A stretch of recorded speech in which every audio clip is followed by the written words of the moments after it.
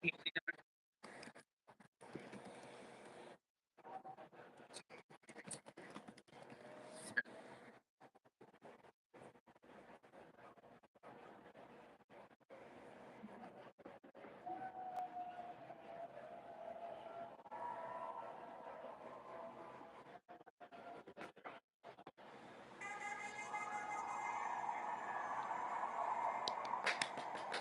Charles.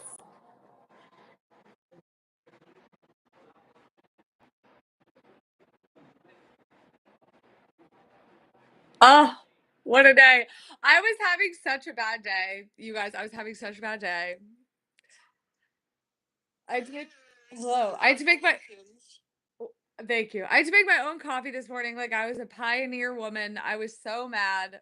But Charles, he came through. That was so crazy. So before we talk about important things, or before we talk about your unimportant things like Charles Leclerc, um, pole position, I think we need to talk about the most important thing that happened today. What? Lance Stroll P6, baby. Oh my god, I didn't even realize. Really? Good for him. I think somebody correct me if I'm wrong. I think Lance Stroll outqualified Max Verstappen. Hang on, I'll check. I'll check. 1 second. Not gonna lie. Once Charles put it on divisional poll, I was locked in. Give a single fuck about the rest of that Q3 session. Yeah, I was immediately no longer. The second Max Verstappen crossed that line, I was no longer locked in. I fear they don't give us a end quali order like they usually do. That's weird. But let's see. Yeah. Well, no, I think Max just beat Lance. Oh no, P8. So yeah, no, Lance is P. He did not qualify Fernando though. Let's not get too crazy. No. I mean, he came close. He was like. He's like 17,000 off. Yeah, okay. You know what? We'll give Lance Stroll his flowers. I do, and this is the craziest thing in the world. I understand that this is an insane opinion. I feel bad for Lance Stroll, and I know I shouldn't. Feel bad for the rich boy with billions of dollars coming. Unfortunately, being rich does not make you I still feel bad that everybody is aggressively if everyone was shitting on me all the time, I would not handle it that well, I don't think. You know how you can stop everybody shitting on him? Quit. Be good at F1. Right. Well, that's my thing is I'm like, you could do anything you wanted in the whole world and you choose something. Yeah, what? How do we think Ferrari is going to screw this up? Well, we'll get to that in a second. Oral and clear pole position. Is this a safe space for me to be my honest self? Yes. I mean, I know you're gonna be anti-Lewis right now, and you're gonna. No, not bringing up Lewis. This is one of the worst pole positions I've seen in a very long time, and this is far less about Charles Leclerc, who did a great job and who is fantastic and amazing and everything, than it is about the McLaren boys being fucking dog shit. Having a mid-off constantly at all times. Oscar 4/10 slower than his Q2 time. Lando 6/10 slower than his Q2 time. What? That's why Charles managed to pop it in there. No, and also you could tell. You could. The 14 nines in Q2, and Charles gets it with what, a 15-3? 15, yeah, 3.72 too. So not even low 15.3. And well, you can. I love Charles. This is not my point.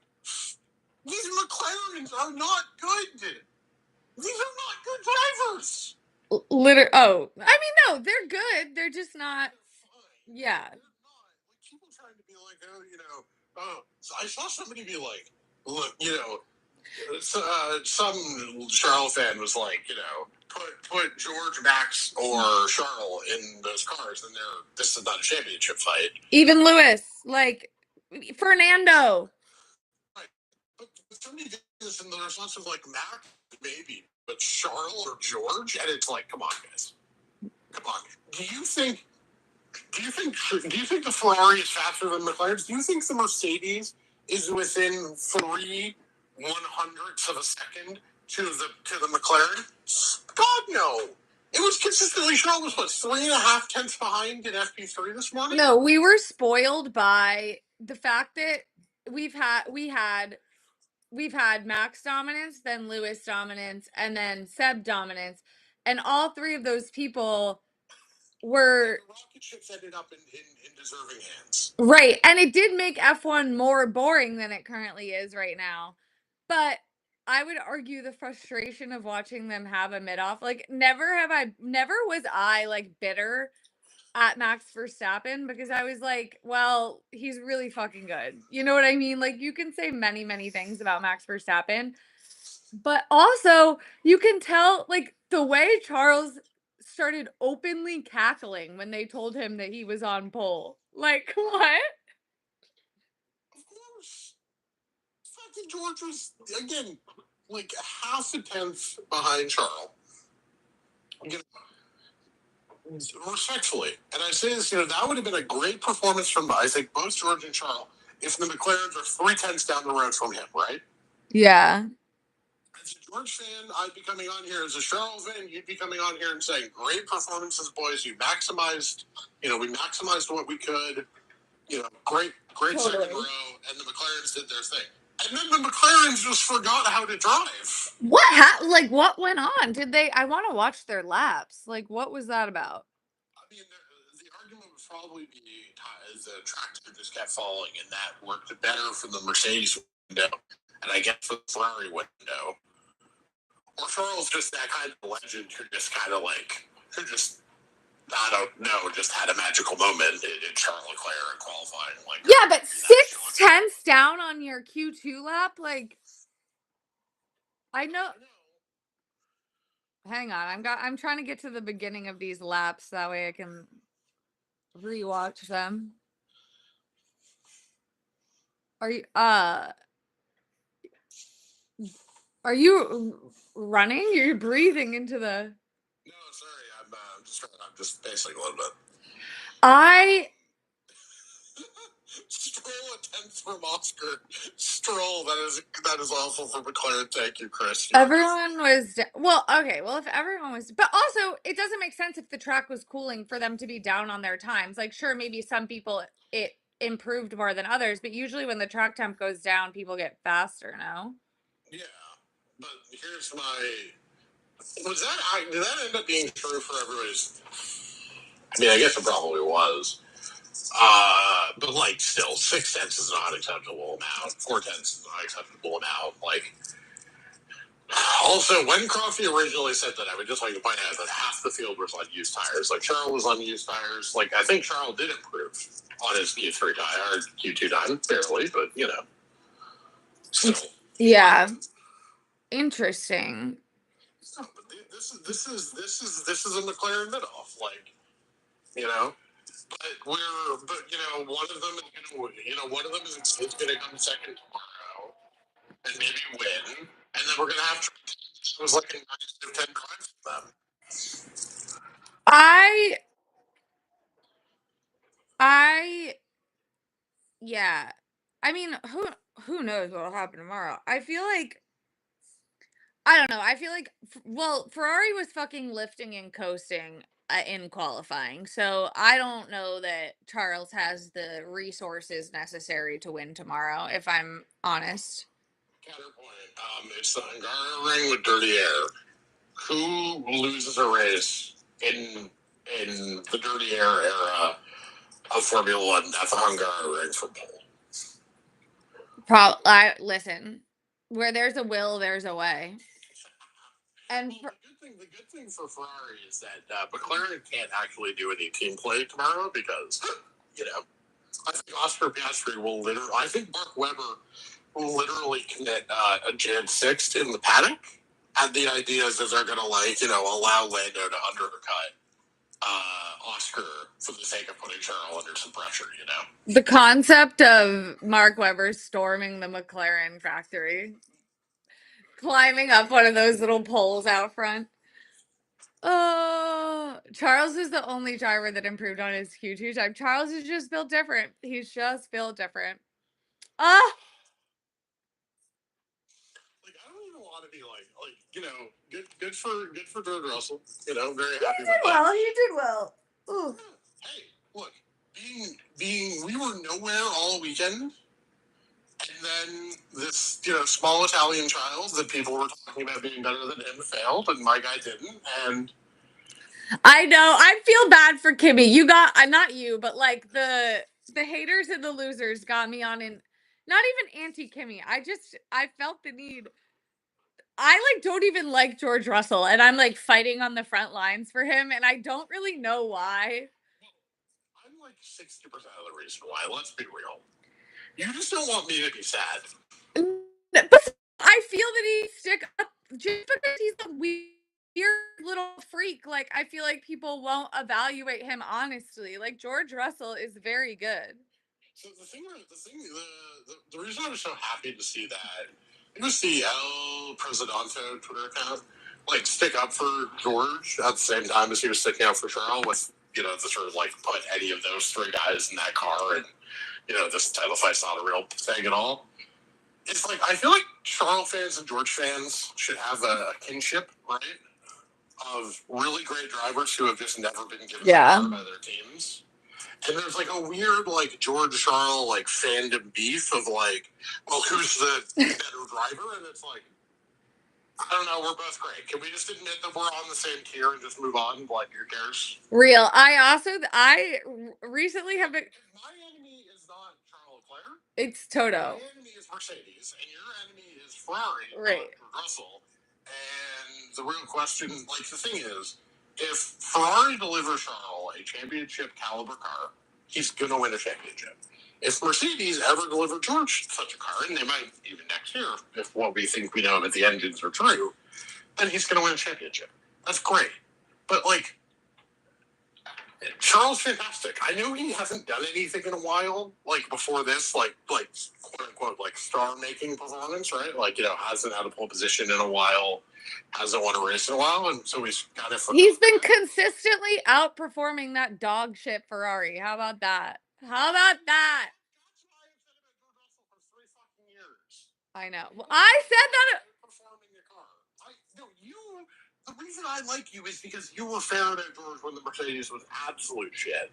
Yeah, I just didn't talk about it because out of respect for Lewis, I was ignoring that situation. Right, but like that's the thing is that people don't respect putting the car in P4 when it should be in PA. No, it's true.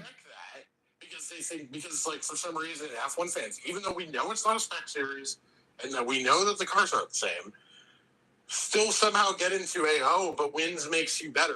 Like this thing of like, Lando, Oscar, and Charles all have the same number of wins as Danny Rick. I don't even fuck with Danny Rick like that, but the idea that Danny Rick's 8 wins, in well, I think it's in the Renault engine Red Bull, and then whatever the hell happened in Monza 21 are not like infinite multiples more impressive than Lando Norris and Oscar Piastri just like collecting wins in a rocket ship.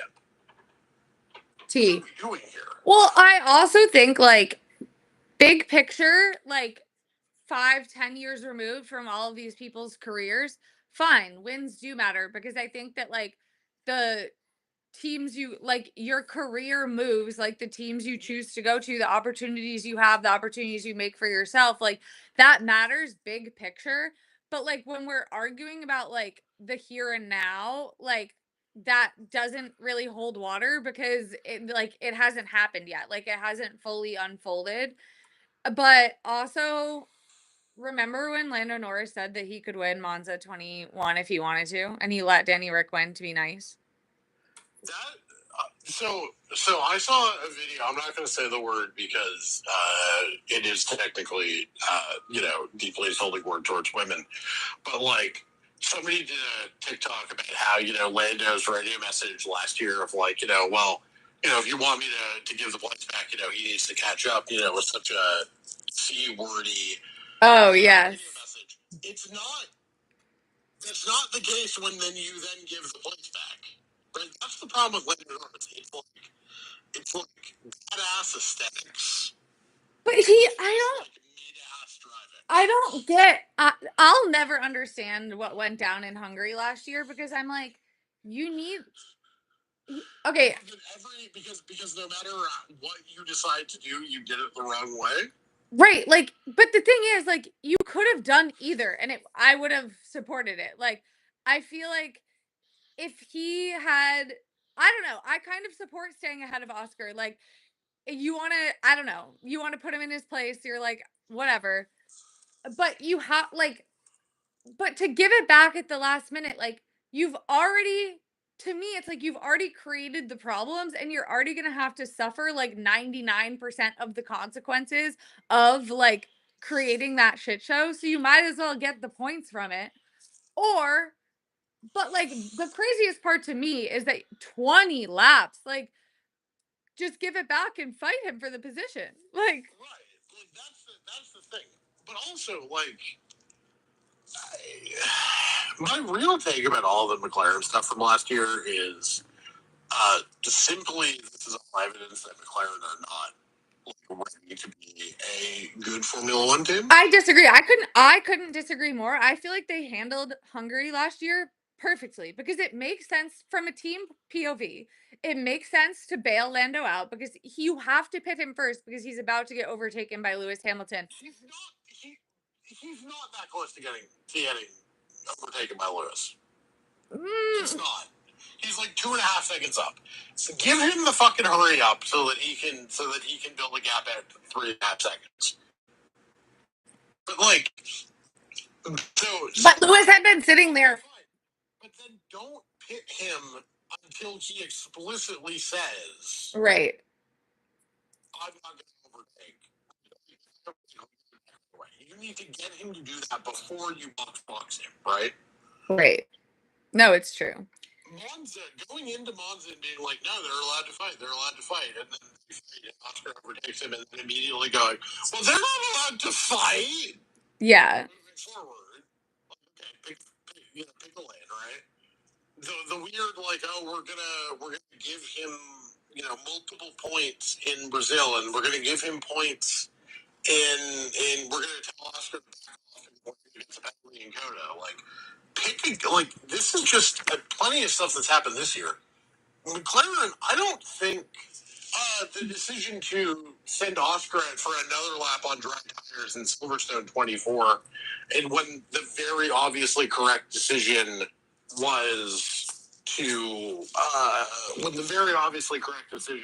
was to double stack. And yes, before you say, "Oh, that's just revisionism," I am a Mercedes fan. Mercedes had the exact same decision with George Russell.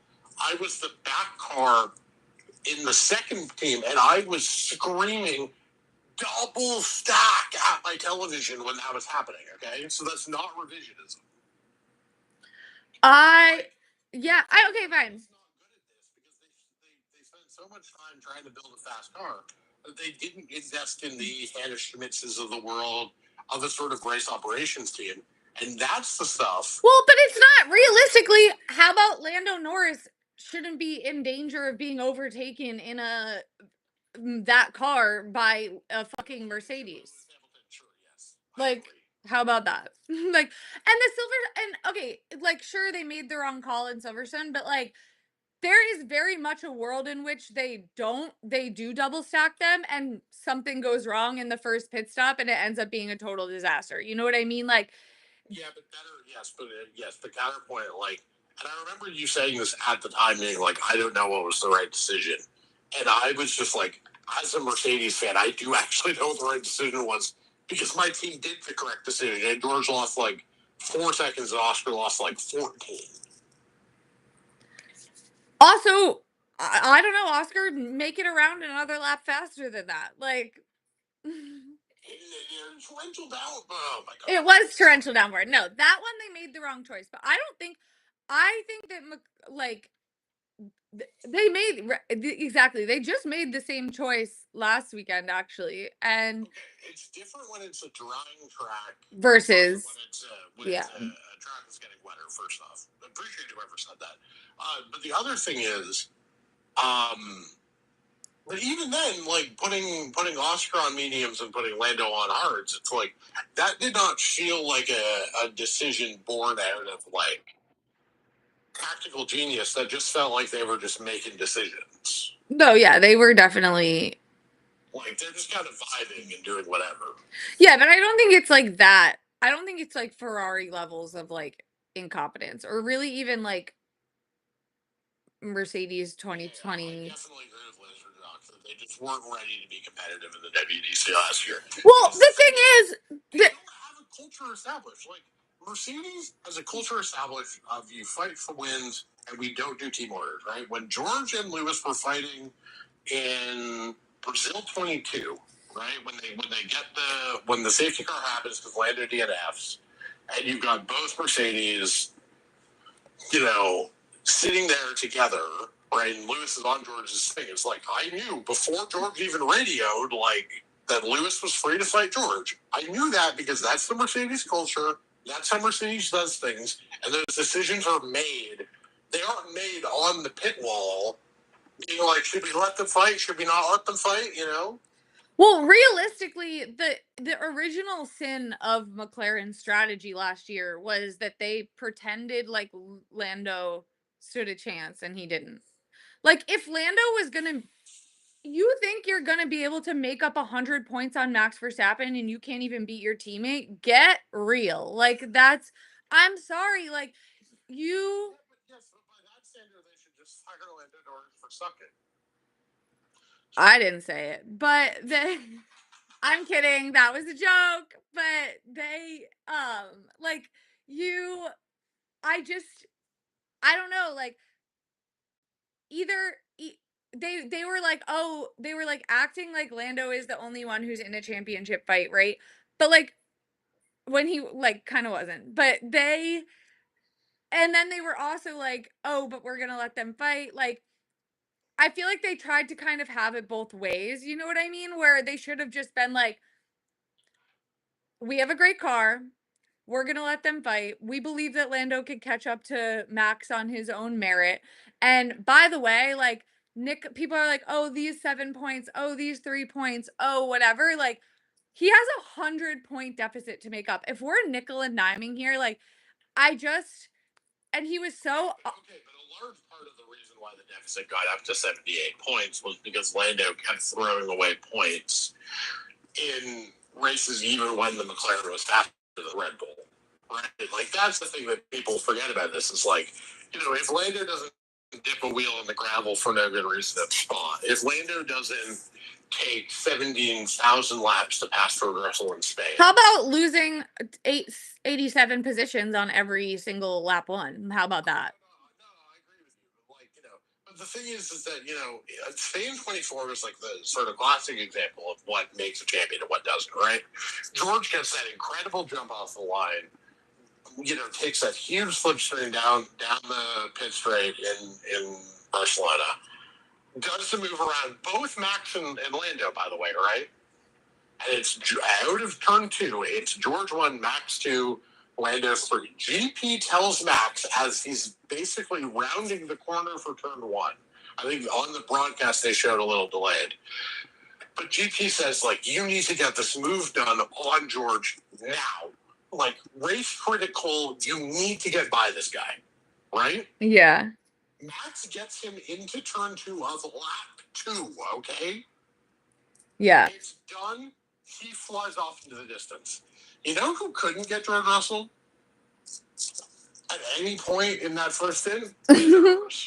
Well, to me, and like that's the difference between those two guys. Max gets told what to do. He gets the move done. Lando, he sits in George's DRS, and Max has got like an 8-second gap by the time that stint's done. And over. Even when Lando is faster later in the race, it doesn't matter because all he does is take an 8-second gap and make it 4 or 3, whatever. Yeah. And well, to me, the seminal moment last year, is that like tells me that like nothing else mattered. Like it like McLaren didn't matter, what Oscar didn't matter. Like Yes, whoever said that Lando just kept trying the same move, yes, that was that's his entire shtick. Like he just does the same move over and over again and then waits until Max pushes him off a little bit and then cries about it. That's the whole shtick. waits until George picks out to get in front of him in spin. Yes, it's really bad. But the what tells me like Brazil was the seminal moment. Like the whole weekend, like the fact that like the whole thing with the whole kerfuffle with the lights, like him like low key getting away with that when he absolutely shouldn't have, like everything about, but like also him losing 87 places on the first lap, like everything. George Russell after lap one as many times after Lando Norris pole position as Lando Norris. Like Max having the weekend he had at the same time. Yeah, Lando having the meltdown in the press conference after, every part of that was just like, yeah, like this is why. And I'm just kind of like, it's almost, and it's so funny because like in order to beat Max last year, what Lando would have had to do is show up every weekend with like the kind of consistent dominance we've seen from a Lewis, a Max, from a Seb in his era. And it turns out it's not so easy, Lando Norris, to just turn up and beat one or two other guys when you have the fastest car. It turns out Lewis Hamilton would have had that championship going at least to Qatar, if not Abu Dhabi, if he took that McLaren when, won with the whole thing. Lando didn't even win the championship if you exclude the first 5 rounds before the McLaren updates. no, it's actually so crazy. It's actually so crazy that he didn't make up any points on Max. So I wrote a piece for your site, being like the first piece I ever wrote for you was I think either after Brazil or right before Brazil, and my piece was basically like, can we hold Lando Norris to a standard? And I said in there, oh yeah, he'll probably still end up winning the like Miami and after championship, and then he loses it because he loses to Max in Miami and Vegas, and then doesn't even score points in guitar. And it's like, but that's how bad Lando was. Like he just made dumb, stupid mistakes to the point where again, even without the 52 points Max banked from Bahrain to whatever at 5 was last year, China, I believe. Imola, I think. No, because when Miami Imola, but like the McLaren upgrade happened in Miami. Like if you Oh the yeah, 5 rounds before that, Max still won the championship. it's crazy. And any of the point advantage that he still won the championship. And it's like, and Oscar should be more than 60 points out in the championship. It is the fact that Oscar Piastri is actually that elite that is keeping this championship quote unquote fight. Yeah, he can't consistently beat Lando in qualifying is his problem. Okay, hang on, wait. I'm watching Lando's lap right now. I'm not going to be able to keep this live up on YouTube because we're being so mean to Lando Norris, and like I just stopped getting death threats. I really don't want to start that again. It's been a full, knock on wood, but it's been a full week since someone called me the R word in my email, so I would like to keep that streak going. Are we calling the R word like a real slur? No, I would not call it I mean, yeah, because like disabled people, that counts. But I mean, But the thing is that like, I mean, calling me that, it's an actual word though in French. these people don't mean it like that. And also, I don't think calling me that is as bad as like calling like a black person like a slur. You know what I mean? Like the target, I think the target is important. Like I am okay. Like I'm not genuinely like, I'm fine. But it's also crazy though because it's like I kept all of them, just so people know. I have a fucking spreadsheet, and with all of their names, and I found their little Twitter names, and I found their little TikTok names, and if any of them ever have some shit to say about me, Charles is absolutely a star. I almost feel like, what do you want me to say about Charles? It's like Him it's just like the goat. him laughing after they told him he was P1 is I love you, Charles. Never change. Honestly, Lando's lap looks like fine. Yeah, he's just not good. There was a little bit of dust ahead of him. I wonder if that was a problem. But like, Sure, but like this wasn't like a massive snap of oversteer. Like they were just kind of slow. Can we? I mean, I yeah, think we do have to talk about the Q2 eliminations. Unfortunately, yeah. Lewis Hamilton fraud watch. Lewis Hamilton's not on fraud watch. He's just the Ferrari's just bad, and Charles is faster than him in qualifying. The Ferrari is so bad that it just qualified 2 McLarens. Okay, 2 McLarens that dropped half a second on their time. Like, let's not, There are three people who have qualified both McLarens in a competitive session. Max has done it like 5 times in Montreal, and now Charles Leclerc in Hungary. I think it's a combination of two factors. A, that Charles is freakishly good at qualifying. Like, this has always been the case. But B, Charles was 2 tenths Lewis in Q2. right, like that's not. It was 1 tenth up, 1.5 tenths up in Q1. Sorry, I just wanted to clarify a comment. Yeah, it's almost like.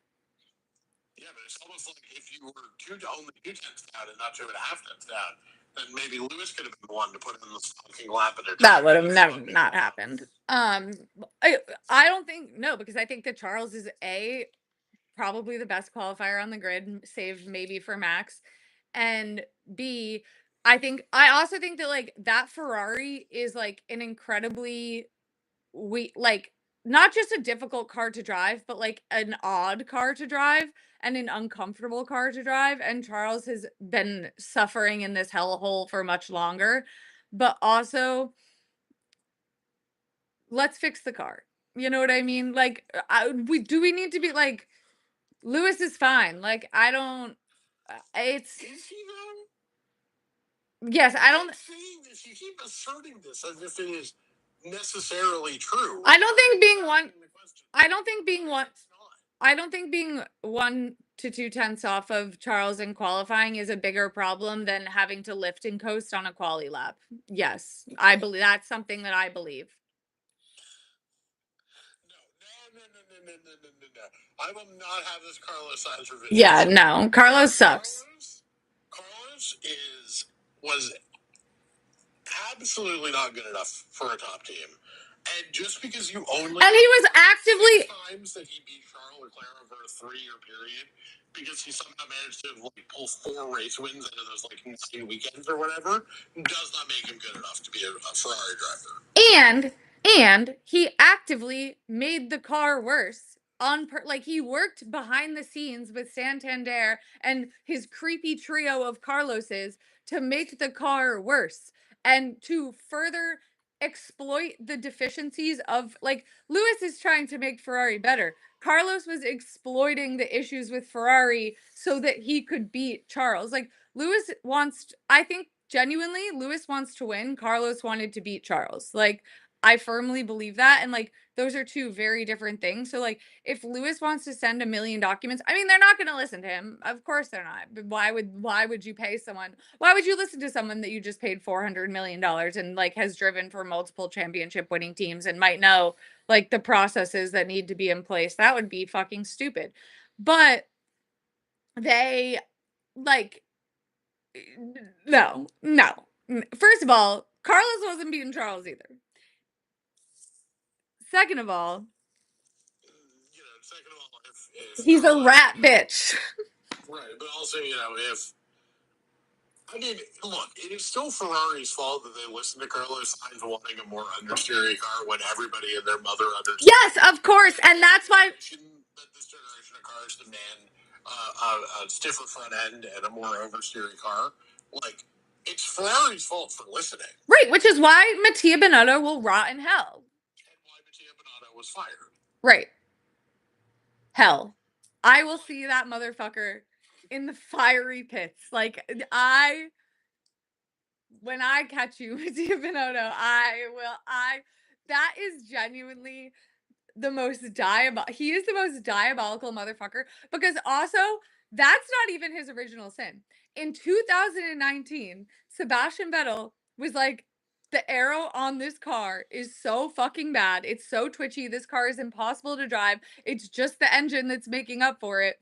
And Mattia Binotto was like, he's just saying that because he's mad Charles is beating him, which like Charles wasn't even, they were very even throughout the course of that year. And guess what happened in 2020 as soon as the engine went away? I mean, yeah, no, it's almost like Sebastian Vettel was right. You know, the man who won 4 championships driving an Adrian Newey built car knows a thing or two about good aero. Almost. Can we talk about the John Elkin? Another person I'll be walking out of Mercedes hospitality photos. Another person I'll be seeing in hell, by the way. No, but Elkin and Vasseur were in Mercedes hospitality this weekend. Did you see this? I think that's just because all of them in Toto have weird yacht sex parties together and they're friends. The rumor, aka, mildly sourced, Twitter, is they're trying to make a renewed pitch for Bono for Lewis. Good. That would be I always wanted Bono to come because I'm like, clearly there are fucking major issues with that pit wall. Like, I don't know if it's the engineers themselves. I don't know if it's the process. I don't know if it's the way in which they disseminate information. Maybe Bono could introduce them to the concept of a weather radar. That would be great for everybody. But the thing is, does Bono want to move to Italy? Like, that's the crux of the issue. I assume that's why he didn't move with Lewis originally. I just refuse to believe that Toto Wolff would not actually let Bono leave if that was what he was, firmly committed on. Right. My thing is like, my read of the situation was that like Ferrari definitely offered him something, and then Mercedes counter offered with that promotion and likely a raise, and Bono chose to do that and stay in England rather than move to Italy to suffer. Yeah, and I mean, I think, if you're Bono, I wish that they put Bono on George's car instead of this Kimi Antonelli. If I was George, I would have been like, give me Bono immediately. What the fuck is this? I mean, maybe that's like rude to your own race engineer, but like, let's be FFR right now. Bono is like the goat. Right. I will say, the fact that it's like, how about the fact that they didn't sign Adrian, but it's like, but Bono can't be Lewis's Ross Brawn. The reason Ross Brawn worked is because, well, he was the team principal, but also like this was like, I think this was pre Elkin, so like he staged a hostile takeover of the team. Like the Elkin is really the like, not signing Newey was an Elkin call, not a Fred call, in my opinion. I think you're probably right, but also this is remarkable cope to be like, the people I like have never done anything wrong. Again, you're probably correct, and that's still true. Well, because if you're Fred, why would you not want what like? But Ferrari State Media told me that it's because Adrian Newey wanted dictatorial powers, and Fred is just such a, for lack of a better way of putting it, such a insecure pussy that he couldn't have somebody, wanting a technical director who wanted to have hiring and firing authority within his department. like, my thing is like, if I look at like, you wouldn't like, Fred doesn't have any like power compared to a normal team principal, right? And yeah, of course, that's why it's an absolutely absurd thing to be like Fred Vasseur was like he didn't want to be replaced. I also like, okay, my conspiracy theory is because so when Fred first came to Ferrari, there was a when Fred first came to Ferrari, my conspiracy theory is because so when Fred first came to Ferrari, there was a when Fred first came to Ferrari, there was a bunch of articles about how he was having issues with the Benito Vina, the CEO, about like acquisition, like about sponsors and like parts acquisition, basically. And like that Fred wanted control over it, and Vina was like, no, like that's my thing. And I don't know how that ever like got resolved. And it was obviously only ever rumors. But the Benotto isn't Italian, just so we're clear. He's Swiss. I know it was shocking to me too when I found that out.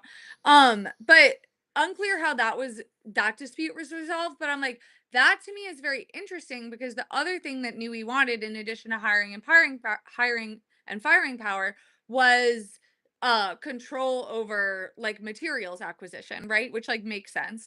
And but also it's just, and it's so stupid to me that the whole like TLDR of it was like, well, Nui wanted to put himself in a position where he could like stage a takeover as team principal. And I'm like, if Adrian Nui wanted to be a team principal, he would have been a team principal 20 years ago. Like, he very clearly does not want that. You know what I mean? Like, he could have gone to another team to be team principal at any point post 2010. Like, it makes no sense to me. And so and also it's like, to try to like obfuscate the blame on Fred, like, it, to me it's Vina or Elkin or some combination of both. The very obvious answer here is that Elkin didn't want to pay him. They just paid Lewis $400 million. They probably didn't have another $100 million to, well, they had it, but they didn't want to spend another $100 million on Nui. It was the timing of it all. So do we think that, like, how cash flow rich um do we think Ferrari are? Because They're literally Ferrari. Like, they have all the sponsors in the world. They're being sponsored by that weird Peter Thiel AI company that's taking all of our data and is going to make a database so the government can like fucking put us all in autism concentration camps. I like, do something with it. like, I don't. This just feels like very like Jerry Jones Cowboys, where they just refuse to spend any money. It's so Dallas Cowboys. It's so Dallas Cowboys. I love that Jerry Jones just refuses to sign any of his players until he absolutely has to. It's so funny. I it's they have money. They have that stupid fucking fashion line. They But also, like, they get this weird like legacy payment from the FIA, just seemingly solely so they stand. literally, and like, they had the money, they just didn't want to spend it. Like, Ferrari has $100 million. Go fucking take 2 cars out of storage in your basement and sell them. There's $100 million. Like, you, that's like the Vatican saying they don't have any money. Like, I don't know, go pawn a gold candlestick, you fucking assholes. Like, I know, like, Ferrari saying they have no money like actually makes me angry. Like, yes, you fucking do. Does the Catholic Church have any money after paying it all those settlements? Yes, that's the worst part of it. Is that that is a drop in the bucket for the Catholic. Again, go pawn a gold candlestick. Like, it's, have you seen the Vatican?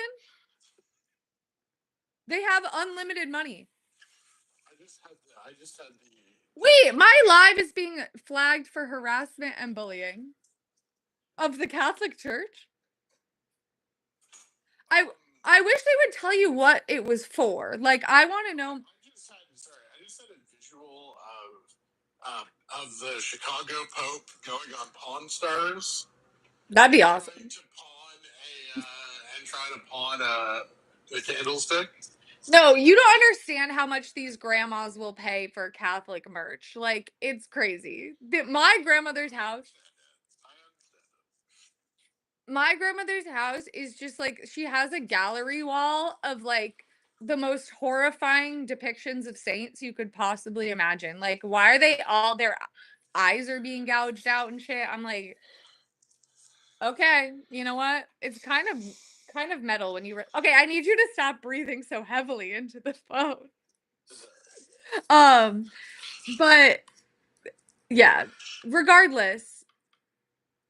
Well, maybe the Pope could make a donation, but like Ferrari, my point is, Ferrari could afford Newey. Elkin was just being cheap, and it's just it's crazy to me. Like I always go back to Newey, and I know that like I talk about it too much, but like it genuinely blows my mind that like I need to confront John Elkin. Well, I think the clear answer is that you actually care about Ferrari winning a world championship more than John Elkin does. Well, for sure, and that's the other thing.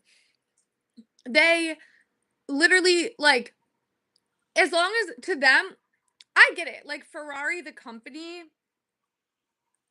it's like they don't care about the sports team. I don't think, because Ferrari, the company, is profitable, but it's all, but it's like, then I don't know. What are we doing here, people? And like the F1 team must make money.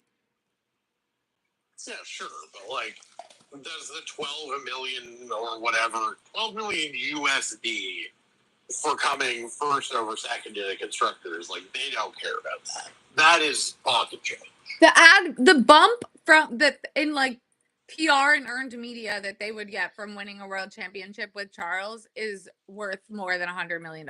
Probably not, actually. That's like a total lie. But the thing is, like, But the thing is, all these Italian men are just psychopaths who fucking care about them anyways. That's true. I mean, the fact that anyone buys any of these cars is like low key shocking to me, because I don't get it. Like, I think that if you drive a really fancy sports car like that, you look like a fucking idiot and an asshole. And like, why are you 2 feet? The way they have to like crawl out of them, like watching men get out of sports cars is actually a huge ick of mine. Like, there's really no way to do it gracefully, especially when you are tall. And as you know, I think that I think that sports cars are a scam by short men to convince us that they're tall by standing next to tiny cars. So I'm perhaps not the best person to ask about like the car market. I mean, what you're telling me is that Lando Norris is not actually tall just because his Ferrari is like 2.5 feet tall. I'll say this. I think Lando Norris driving a Ferrari, like if I was Zach Brown, I would be pissed. Like, we pay you a gajillion dollars a year to be a McLaren brand rep, essentially. And you're driving around in a fucking Ferrari, like you would never catch Charles Leclerc dead. Like you would never catch Charles Leclerc dead in a McLaren, and that's how I know that Ferrari are better, like just car wise and more iconic. Like the British found dead in a ditch. Yeah, no, I was hitting you up to make that exact point, by the way. It's the craziest. You love the fact that Lando drives a Ferrari so much. Oh, I love it. Even though, okay, it's like also like I really am Hotel California right now. Like I hate Ferrari so much, but like they're slowly like luring me in, because I am like, it does make me, when I saw him in that vintage Ferrari, I was like, you realize what's going to happen from here, right? no. By the end of the season, you're going to be on pace with McLaren. Charles is going to win. Oh, if we're on pace by the end of the season with McLaren, I will start a fucking OnlyFans account. There's literally no way. No, because you're going to be the only people who still develop your car into September. Charles is going to win 2 races from Kona onwards. Everyone's going to talk themselves into French solve the problems. You're going to have the 3rd fastest engine next year and be fourth in Bahrain testing. Yeah, that's how it goes every single year. Like, I'm not. What do you want me to say? Like, should I just kill myself? It seems like the Ferrari. So it seems like from the rumors piecing it together and. Ferrari, don't talk to me about the Ferrari engine and it being bad. Not yet. Okay, like I can't deal with that right now. I'm in it. No, fine. I just want to talk about Red Bull for a second. Okay. Underestimating. So Mercedes engine 1, Aston Ferrari 2, 3. I think it seems like in that order. Okay, they say that. Let's see if they actually can bring themselves to not develop the Ferrari anymore. Oh, okay, they've actually canceled it, or just whatever. Um, but like, there's a chance the Red Bull engine is fourth next year, Hell yeah. which means that Max can be fifth if you assume that both Mercedes and McLaren can take a good Mercedes engine, can do something with the Mercedes engine. Like, I think people are massively underestimating that with the Max crash out next year, if Red Bull is genuinely bad. I think he'll quit mid-season. Like, genuinely.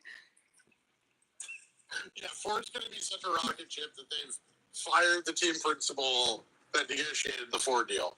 If it was just the Red Bull was slow this year, but like they had a Mercedes 2014 style engine coming, Christian Horner would still be in his turn. Christian Horner versus keeping an competent engine manufacturer is an all-time rivalry. Yeah, no, Max is gonna like that's the thing that got me with the Horner stuff. It's like, yes, the Seb era and the Max and the Max dominance period have to be part of the legacy.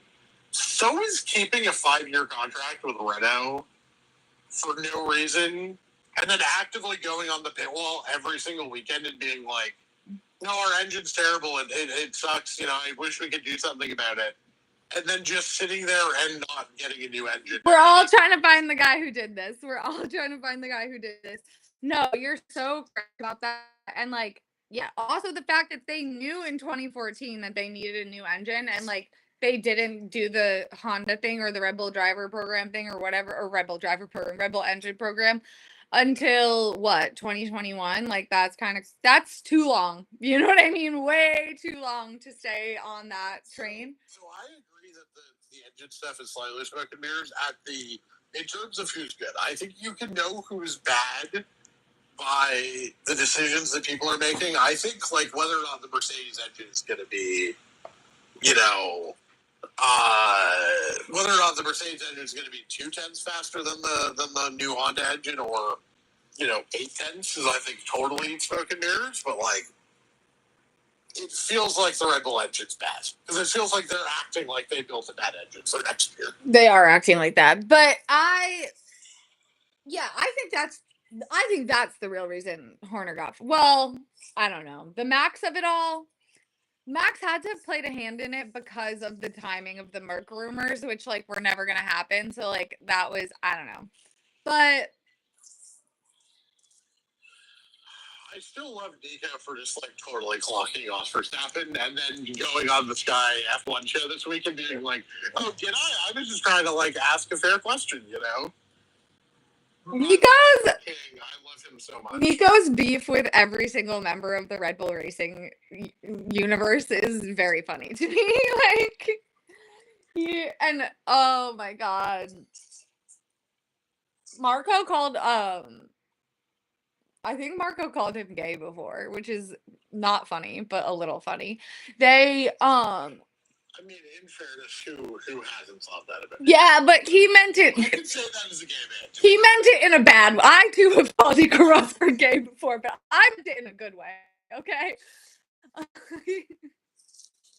No, Oh, Helmet Marco, what are we gonna do with you? That man needs to be stopped. Like, it genuinely. But also, that's why the Max to Merc thing kind of makes no sense to me because he's made it like pretty clear that Marco and he are a package deal, and like I don't think Toto is gonna like bring Marco on board. The best outcome is Honda's like 2 to 3 times slower than the Mercedes engine, which is enough for Newey to make that car competitive. No, that's what are you talking about? If Fernando Alonso wins the world championship, dead ass, I will kill myself. Like I have faith in my boy to stop that happening. Lance Stroll? No, George Russell. Oh, I was like, no offense, but like, let's be serious now. Yeah, no, because the thing is, if Moonchild, I love your takes. You and I are simpatico. If the Honda engine is 2/10 slower, then if you're Max, you absolutely go to Honda and trust that Newey can make you. Yeah. That Newey's arrow can make up a 2/10 engine deficit, right? Yeah. If it's I don't think George Russell put a Williams on a goddamn front row, and Lando Norris can't even make the front row with a rocket ship. Ooh. These two people are not the same. They will also. Okay, wait. I'm now thinking conceptually of a garage that has both Max Verstappen, Lance Stroll, and also Helmut Marko in it. I don't think Lance Stroll is prepared to be in the proximity of Helmut Marko. Like, he's going to be so fucking mean to him. Oh, I can be off Verstappen.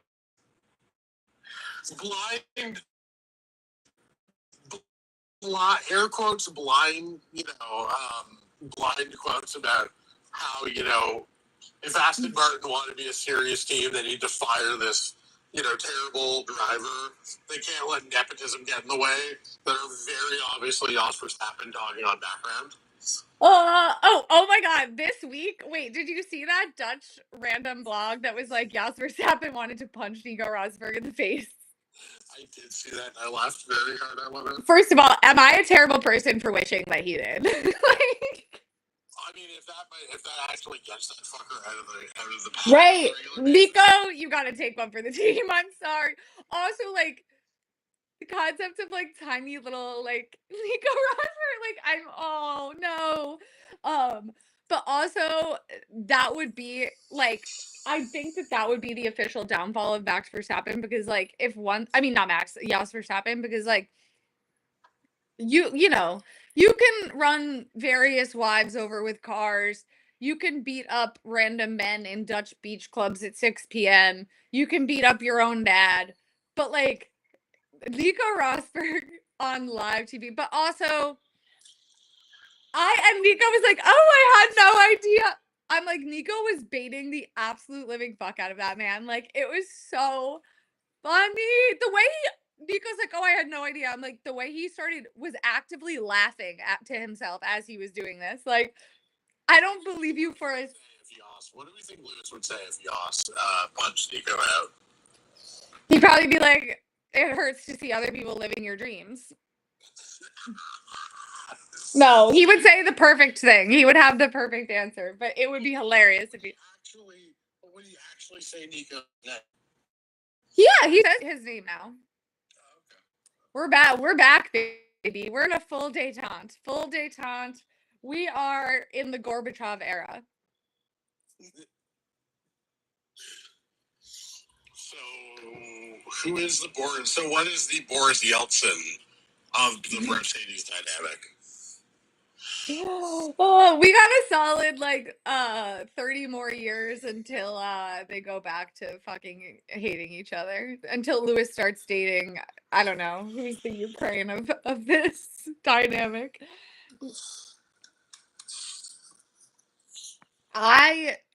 They no, neutral relationship is just a perfectly nice neutral relationship. The concept of a perfectly that is really close to conscious uncoupling as just a thing that is going to live in my vocabulary forever. Literally. Also, can we talk about the fact that the company that whose CEO was at the Coldplay concert, they hired Gwyneth Paltrow to make a social media video? I loved that.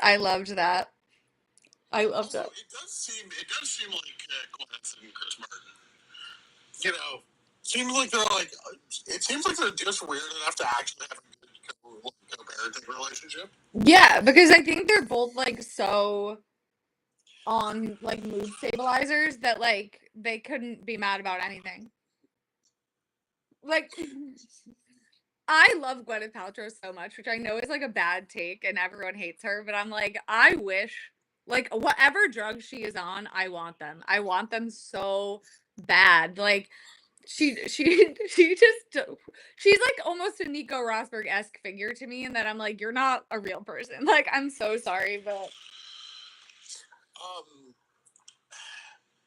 anything interesting? Like, I guess Yuki kind of got screwed by being a 10.5 slower than Max. yeah, that sucked. And then going in Q1, like, because again, most of the time that would be a fine Q1 performance from Max Verstappen teammate, but it just like. I almost feel. I'm starting to feel bad for him.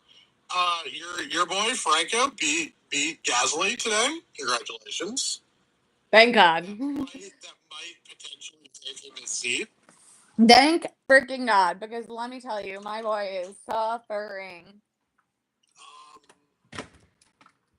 Yeah, I mean, in fairness, I straight up the RB might be faster than the Red Bull this weekend. Are we positive that that's not true? No, we aren't, to be honest. The Red Bull, yeah, I don't. They're down and out. I think potentially permanently. Okay, I would just like to say that I ordered 5 Celsiuses to my home 2 separate times today, and they have not arrived. Are you sure they are vodka seltzers? I wish. Did you not see the story this week? Yes, I did. Sorry, it didn't seem like you got my jokes. No, I feel like Willy Wonka, that this is like a modern age Willy Wonka golden ticket situation. I think you should win a prize if you find the high noon Celsius. What's crazy is that they're not even made by the same company. Presumably they're packaged by the same people, though. I think that the Celsius people said that they're like the people that make their cans sent them the wrong can. Ooh. Yeah. I got new Julius. I got new Julius Caesar book. Exciting times.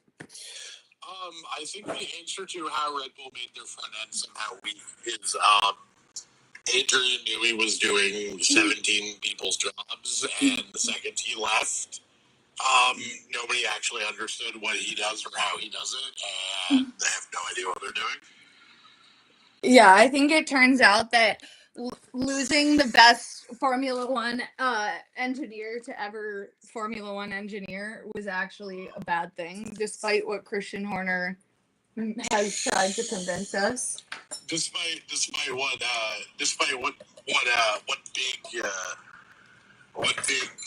Big Ferrari. Yeah, big Ferrari definitely wanted us to believe. They were. It was so funny because it was like the Ferrari people and the Red Bull people were trying to cope. So, and there was like a weird contingent online of people who were like trying to convince us that Adrian Newey wasn't good for like a solid month there. And I'm like, I'm sorry, I am not falling for the Adrian Newey sucks propaganda. Like, that's weak. Do better. So, and remember, that was when Mercedes had their like mini run of winning races. You know, Austria, Silverstone, Spa. You know, also like.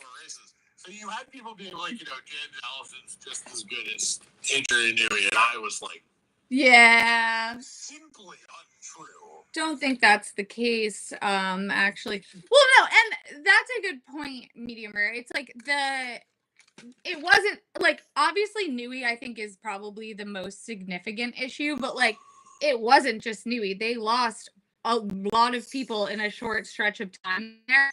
And that's the other thing is it's like really like they lost them because of everything that went down with Horner. Like we don't know. Wheatley I feel like is a little bit different because he did get offered that promotion. But at the same time, I'm like, do you want me to believe that Jonathan Wheatley's never been offered a team principal I was literally just gonna say role this. before? Like, I find that kind of hard to believe. And also, like, Newey, well, not Newey, but Newey through Eddie Jordan and through, like, sources was like, I am leaving because of the Horner stuff. And, like, the fact that it was mid-season, it's, like, pretty undeniable that it's because of that. So it's like, okay, and Christian Horner's main selling point as a team principal is that he was able to bring all of these people in, put them in the right positions, like make and like build the team that way. But like it was people really overlooked that it was through his own actions that all of that fell apart. You know what I mean? Like these were not unpreventable departures. Right. Yeah.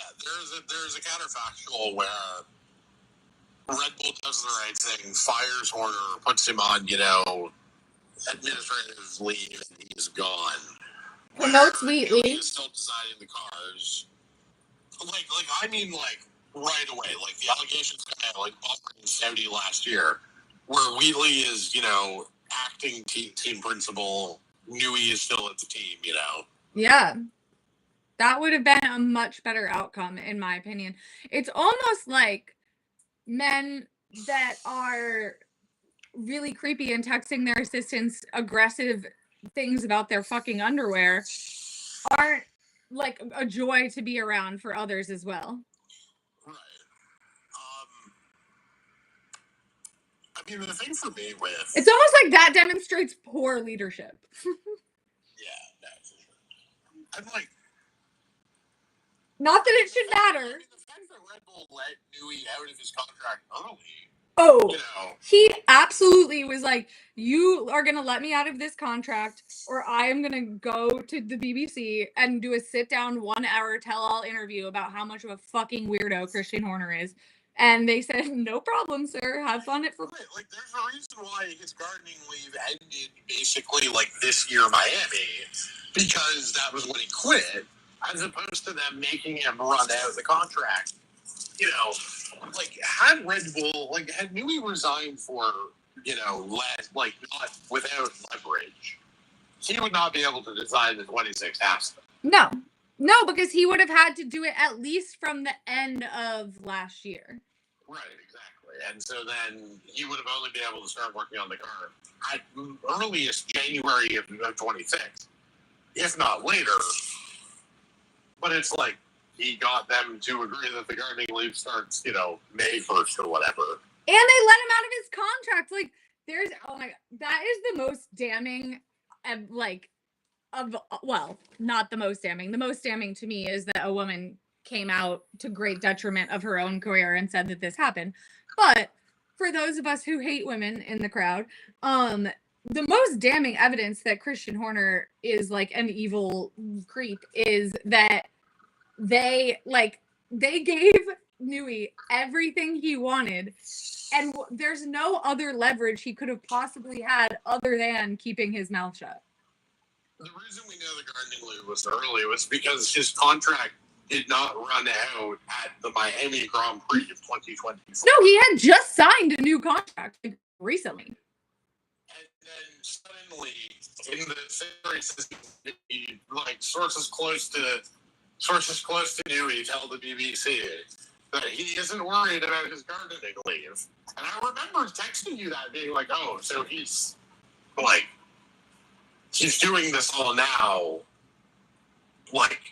he knows he has something, because clearly he wouldn't be confident that Red Bull, because Red Bull didn't, let him out of his deal so he could start his gardening leave, so he could start in 2020, so he could work on a 2026 car, out of benevolence or loyalty and gratitude for his service. Yeah, that's it, because they negotiated, because Newey had the leverage to negotiate that. Yeah. And why didn't Newey have the leverage to negotiate that? There's only one thing he could have used as leverage. Leverage to negotiate that. Yeah. And why didn't Newey have the leverage to negotiate that? There's only one thing he could have used as leverage, and it's his silence. Very obviously did. Well, especially because Eddie Jordan, who was his manager, which is crazy. Whenever I find out who someone's manager is, it's always like the most wild possible choice. But Eddie Jordan, who is his manager, which that's got to be the easiest job in the paddock for the last 20 years. But regardless, he was like, he said he's leaving because of the Newey thing, and they were like, oh, is he gonna are we gonna hear about it? And Eddie Jordan was like, not if everything goes his way. And I'm like, okay, so we know. And that, made it pretty clear that, that Newey was leaving because of the horror stuff. And right. That, is also worth, is that also is worth, good guy points. No, I have a lot of respect for him for leaving over that. Well, because also apparently this woman was a shared assistant between Newey, Marco, and Horner. So they all knew her, so to speak. And that's like one thing I really look down upon Max about the situation, because I'm like, if you had the power to do this now, like what he did, like to not even say anything, like Checo, I don't really blame, because like he was in a precarious spot, right? But like they weren't gonna like Max, they weren't gonna fire Max. Like he could have had at least a neutral. And to be fair to Max, I will say his statement was shock. I was expecting him to come out and like fully back corner, but he didn't do that. So I was, but Nui, the top four highest paid team employees don't impact the cost cap. So it doesn't matter if you're paying Nui more than you would be. Like, presumably your head of Aero is already in that top four. Yeah, it doesn't matter whether or not you're paying James Allison 10 million or Nui 30. Right, exactly. Or whoever the Ferrari equivalent is. Right, exactly. Which is crazy to me that, like, with that top four employees rule, I'm like, Total Wolf, you better not be taking a fucking salary. Like, you don't need it. Yeah, the thing about Red Bull is that this is like real fucked around and found out. Oh, right? Like, if it isn't the consequences of their own actions. Like they thought they could get away with it because Horner was good and the car was fast, and so they didn't think they needed to do anything, and that has led to the unraveling of Red Bull and what could end up being, a reg cycle. It's way too early to say this, but at least in the first year of a reg cycle, I think Max is probably an underdog to win a race next year if the Ford engine is as bad as they are acting like it is. Yeah. And that's a really funny position to be in. Oh, it's beautiful. I love to see karma at work. And, maybe if you had stood up and done the right thing, Max Verstappen, you would be, at least in the second fastest car in a team led by Jonathan Wheatley in a car designed by Adrian Newey. The engine problem would probably still be an issue, though, I will say. Yeah, but Danny Rick won 3 races in 2014. That's true. One of which required the Mercedes to crash into each other, but still won 3 races. Lewis and Nico were generous like that. That's how Max won his first race, was that Mercedes generosity, I guess. Oh, Spain, you will always be famous. The fact that Nico... The fact that they made Nico be on the broadcast in Spain this year. The fact that 2 years ago, they reenacted their crash on bikes around Barcelona, and I was like, I just want to meet the diva that is like producing Sky Sports F1, because I know their ass has an AO3 account. Like, what do you mean?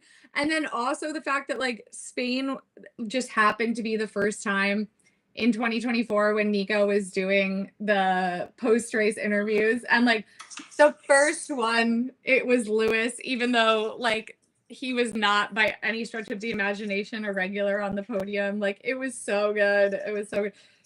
This is why we can't get rid of Barcelona. Also, like, it's so annoying to get rid of Barcelona immediately after you made it good. Like, it sucked forever. There was such an easy fix. We were begging for it. They did the fix. It worked. And now they're like, just kidding. We're going to do another Miami. Hope you're excited. So the really funny thing about Spain 23, when Nico does the podium interviews, I think it's 24. No, it's 23.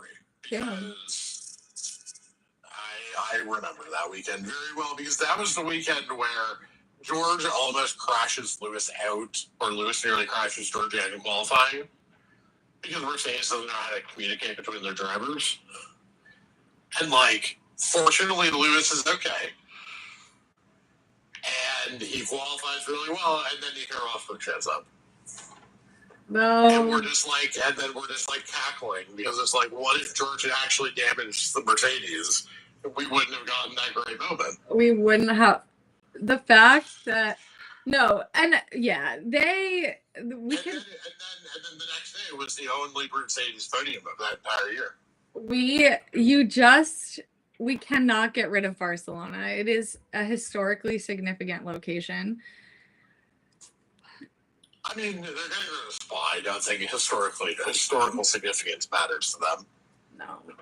No. Neither does racecraft. It's just about how many billionaires' parking lots we can shove racetracks into. Challenge. I would just like to point out that George Russell has Williams' last front row start and last podium, but the dude can't drive apparently. Well, what do you want? People are fucking stupid. That's what I've learned this week. I had a mental breakdown on Twitter this week. It was actually kind of bad. I'm like putting myself. So can we talk about that a little bit? The fact that like Lewis fans. So I eventually forced myself to listen to this rant. It's just like, yeah, Charles hasn't won a championship at Ferrari. It's the basic crust of it. Thanks. That's not an original point, dude. Okay, I don't know who the fuck this person was who did this, but it's like, oh, careful! They have a very popular podcast. Congratulations. There's like 12 of them. They all had various names that all sound the exact same. The quick stop, the pit stop, the red flag. No, I like the red flag. The red flag boys are what I like, right?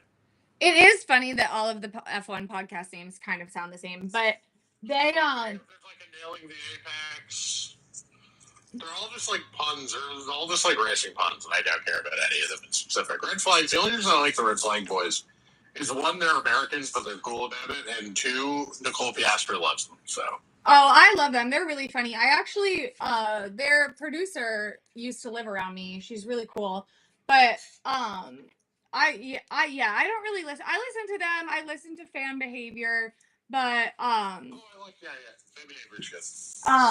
but I don't really listen to a lot of There's so much fucking F1 content to keep up with from like the from fucking Sky that I'm like, I don't have time to be adding to this to watch list. But no, I mean, yeah, they basically were just, I don't know, they were shitting on Charles to make themselves feel better, whatever, who cares? But like, it's not even about that. It's about the capital T, capital D, the discourse TM. I'm like, all of you are fucking so stupid and like so worried about like having like LeBron v. Jordan arguments on Twitter. We are not focusing on our main enemy, which is you know how Lewis Hamilton could be the guaranteed, beyond a shadow of a doubt, everybody agrees on a GOAT? I think Lewis is the GOAT, but like we're not talking about like. But the way that you could make it indistinguishable is by winning a championship. Right. You know what the best way for Lewis to win a championship? Laser focus on Ferrari's problems and stop letting Ferrari gaslight everybody that the only reason why they're not winning, every championship in every race and every one doing every race from here until the, heat death of the universe is their drivers. Right. And so maybe you should take a page in Lewis's book where he has said nothing but complimentary stuff about Charles. It's almost like Lewis gets it and is smart.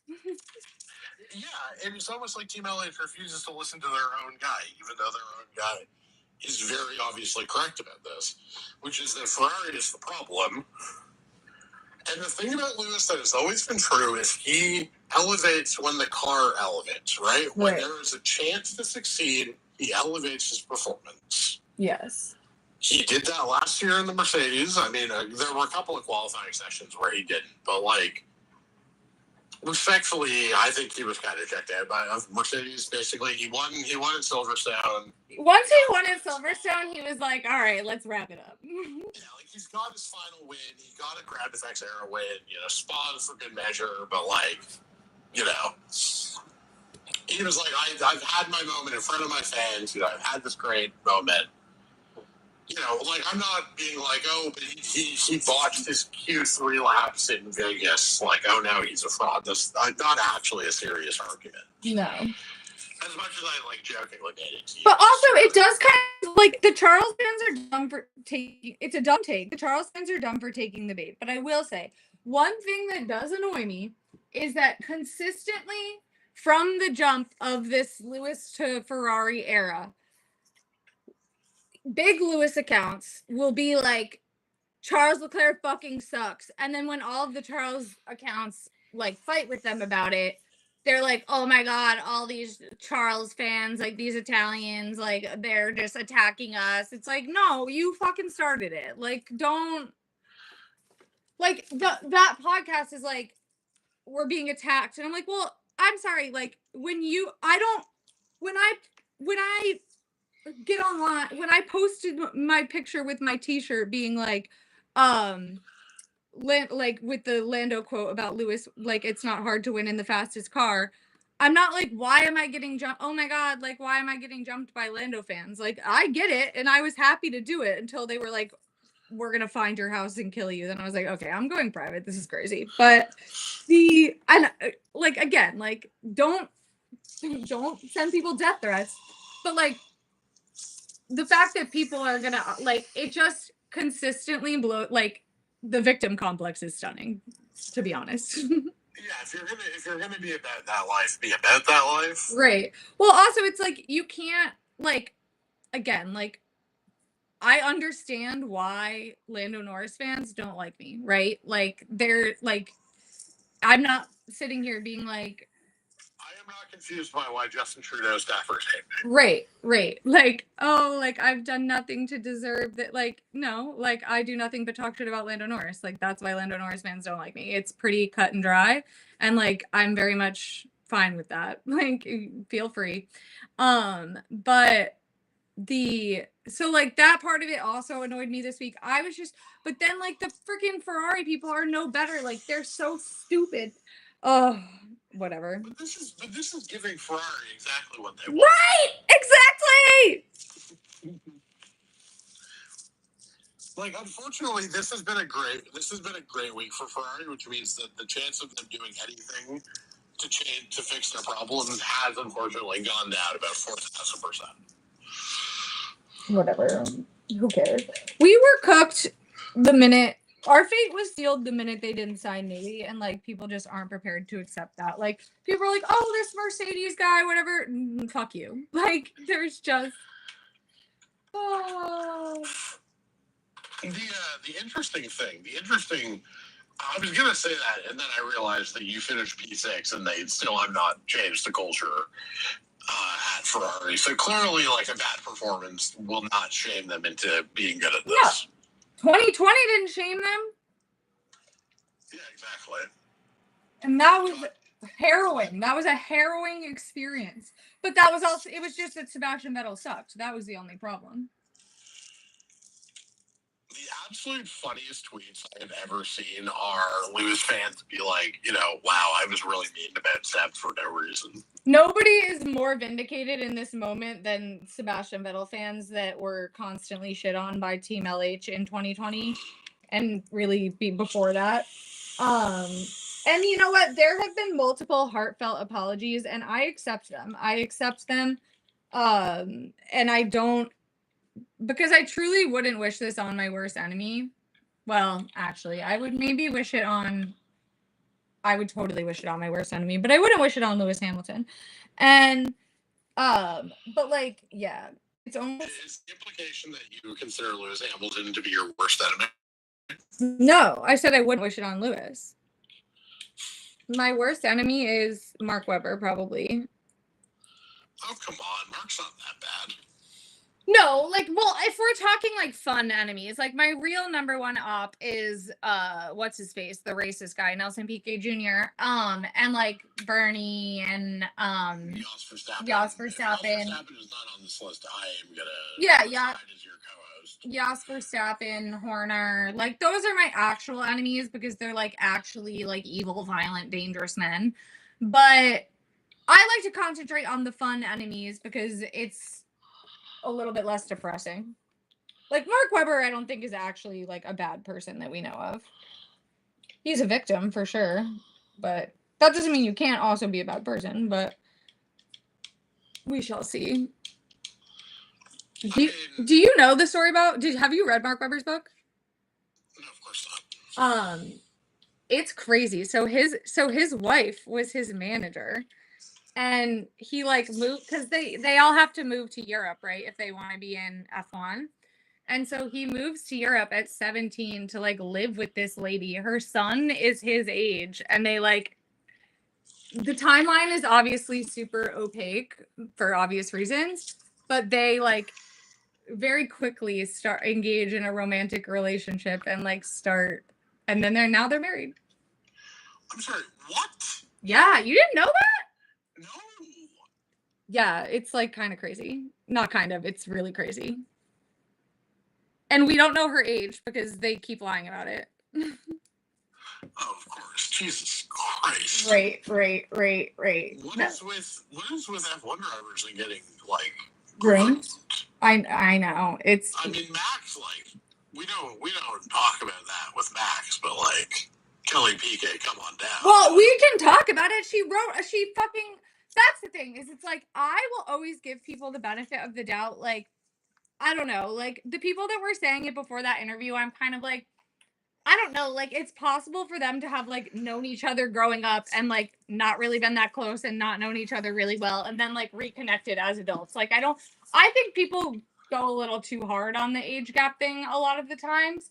Am I just saying this because I like to date old men potentially? But like but then she decided to do a fucking Vogue, first of all, Vogue Netherlands. She's wearing a race car outfit on the cover.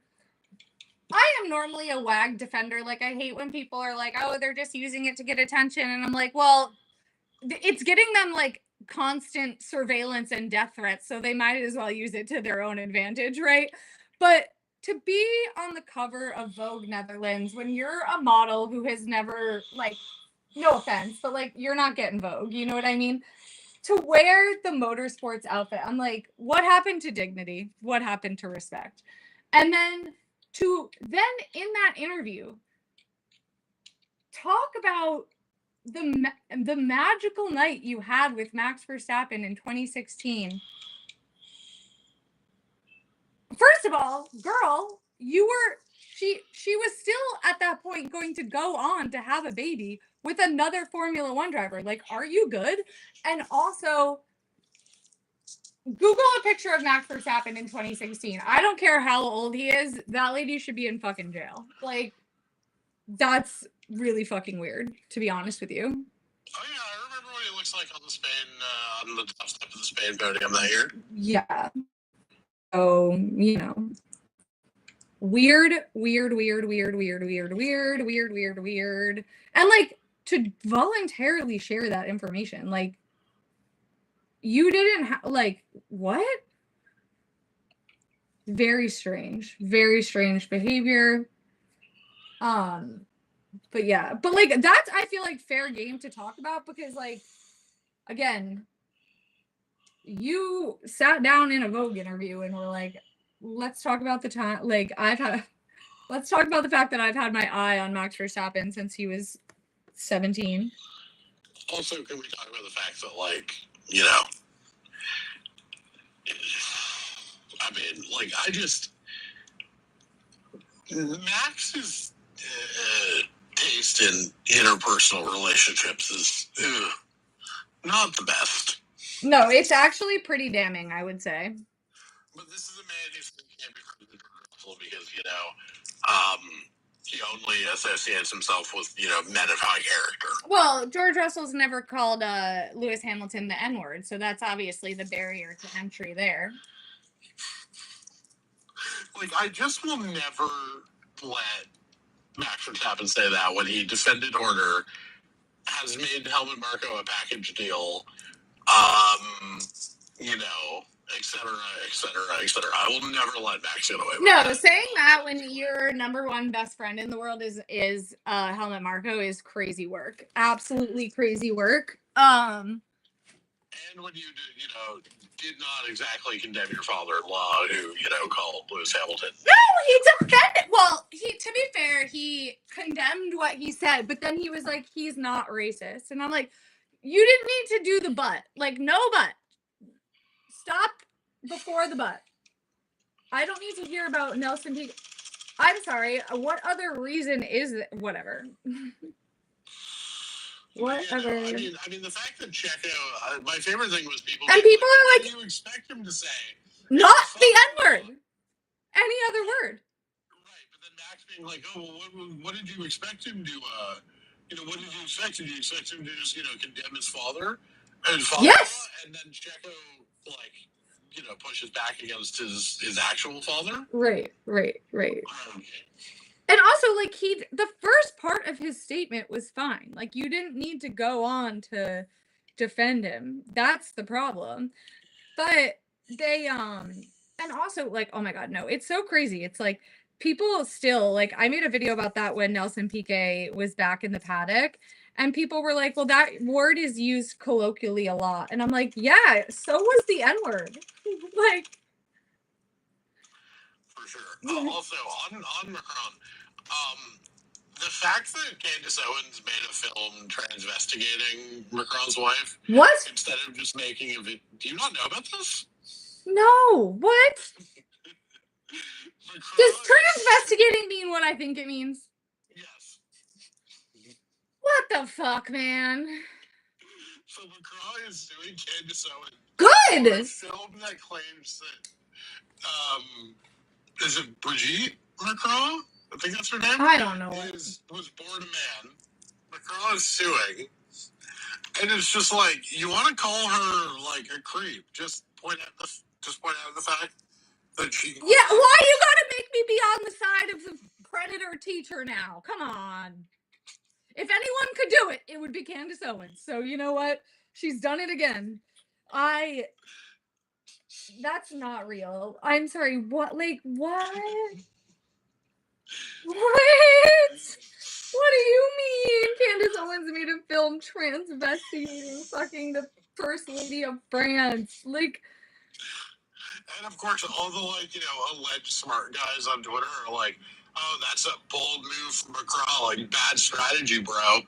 And it's like, you only should sue, if you know that you got it. It's like, you think Emmanuel Macron is unclear on the genitalia of his wife? do we think Emmanuel Macron doesn't have the best team of lawyers in the entire world? Candace Owens is about to get her she's about to turn into Alex Jones is what's about to happen. Well, yeah, but she went on Tucker Carlson and said that she's sure about it, so, Okay. By the way, that's worse if she's right. Like, it makes it worse if she's right. Because then you just outed this trans woman. That has to be illegal. But also, if they couldn't, yeah, smart guy on Twitter. It's like, that is hilarious to me because it's like, yes, just take that one step further. Obviously, the fucking president of France, who was a finance guy before this, so probably has a decent amount of money, he's not going to sue unless he knows he's right. So what does that tell you that he sued? Of course. But these people all want to tell you how much smarter they are than you, so they have to pretend but they say things like, well, would Emmanuel Macron know before he sued whether or not, like, Jesus Christ? Yeah, all you need is a fucking birth certificate. It's not a hard thing to prove. Yeah. Like, it's also like... It's also like, you should be in jail. Like, that's despicable. That's just, I mean, whatever. Candace Owens, I'm not shocked. But, like, ugh. There's a clip of Candace Owens from the Wicked press tour just being like, I'm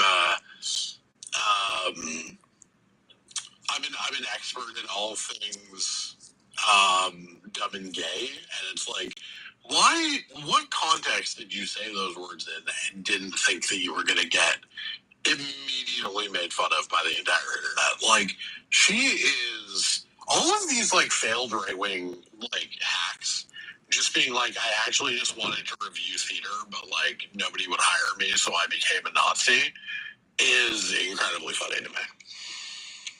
Yeah, obviously if they... No, it's like they all, first of all, they're wannabe Tucker Carlsons, which is like so pathetic. Imagine like being a wannabe Tucker Carlson. Like, I'd kill myself. But it's the Tucker Carlson model. Like, he wanted to be like a serious, condescending, Like, who is that guy that hosted the Sunday shows forever on Fox? What is his name? Chris Wallace? Yes. He wanted to be Chris Wallace. He couldn't do it because he's stupid. And so he became like a Vladimir Putin acolyte. Like, and that's what they all do. It's like they want to be real journalists, but they don't like cut it.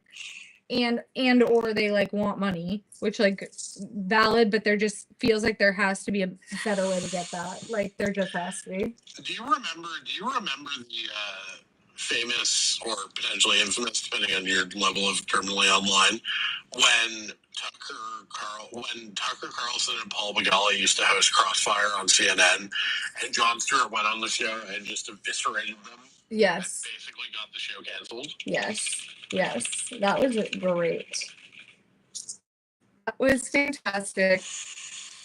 A seminal moment in television, truly. Ooh.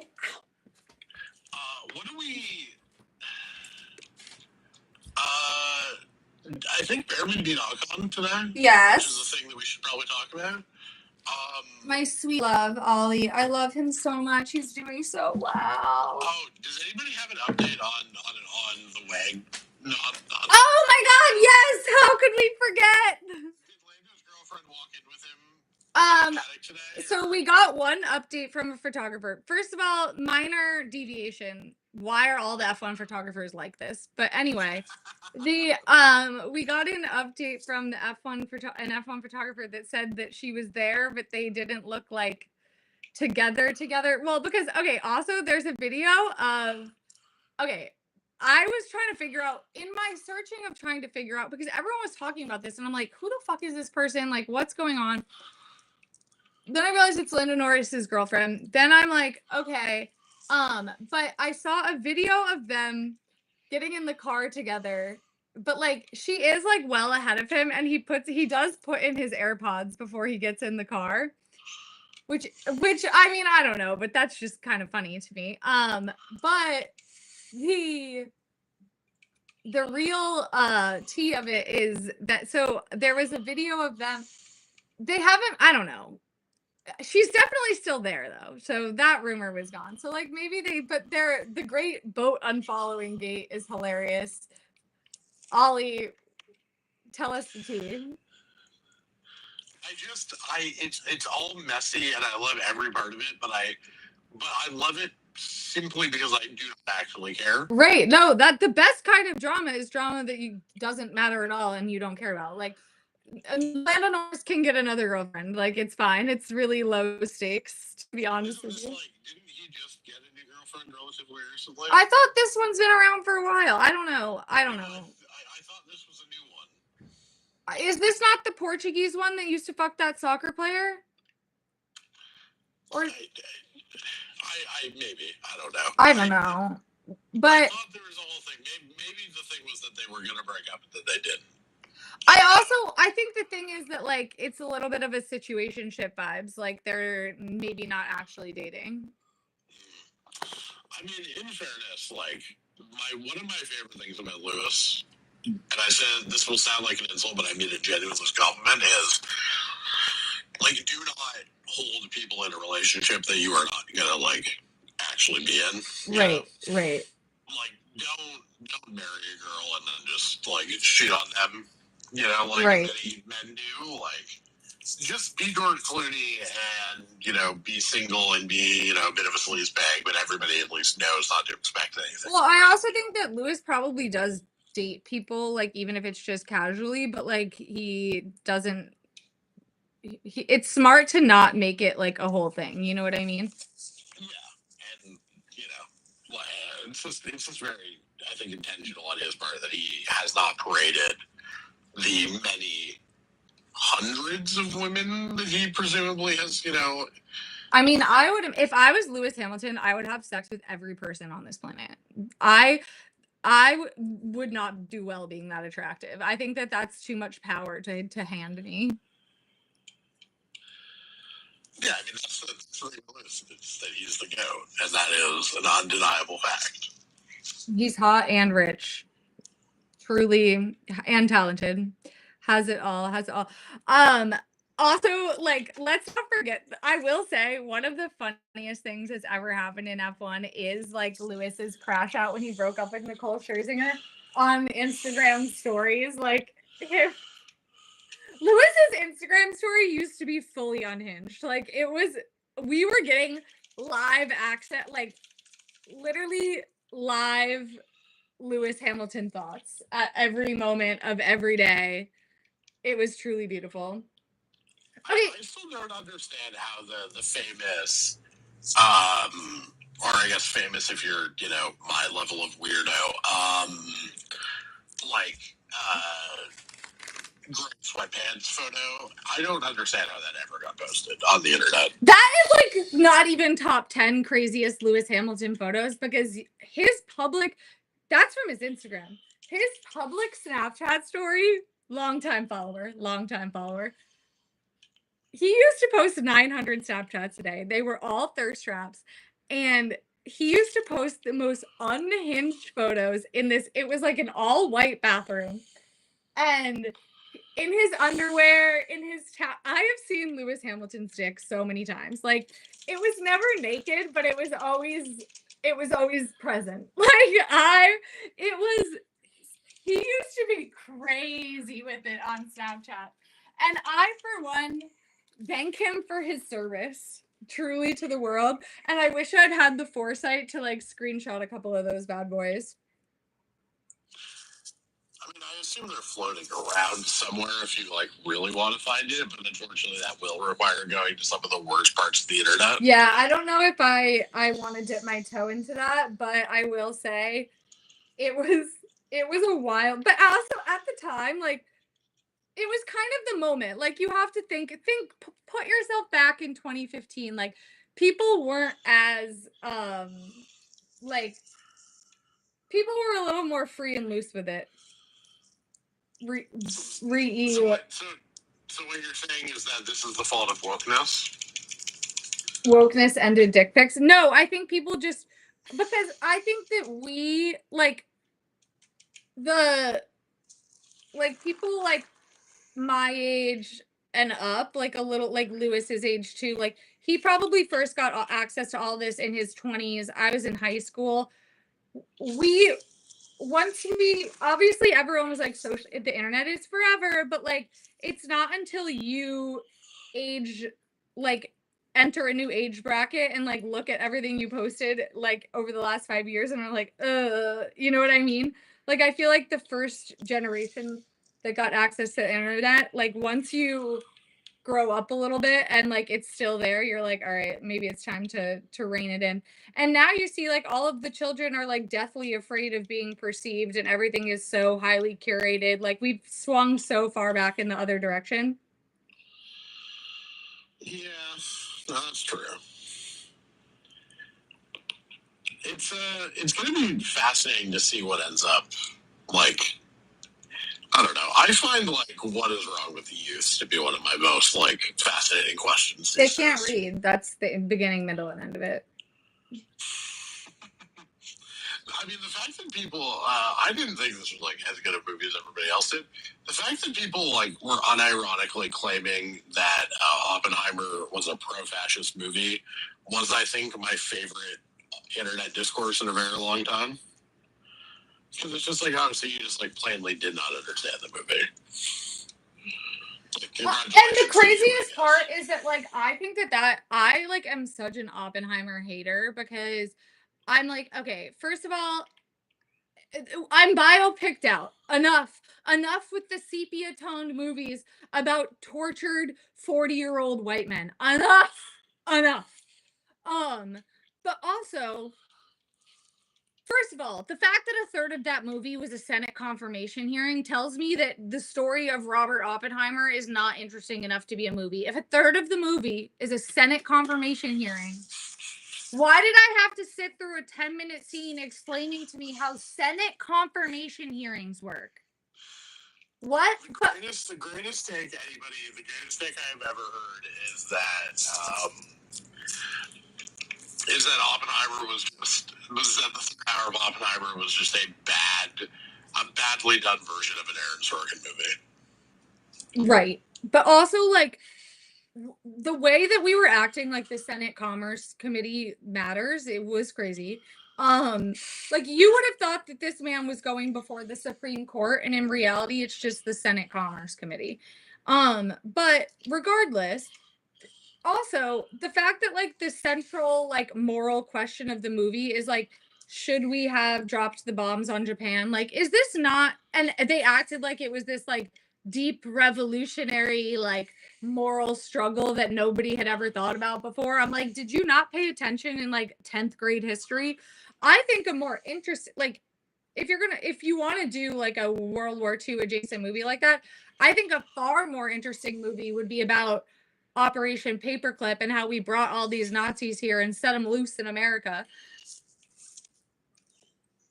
Well, yeah, of course, but that would require Nolan to be good at filmmaking. Right.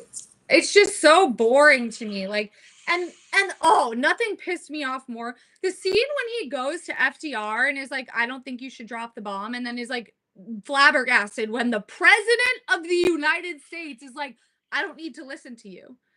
Duh. Were you laboring under the delusion that you were in charge here?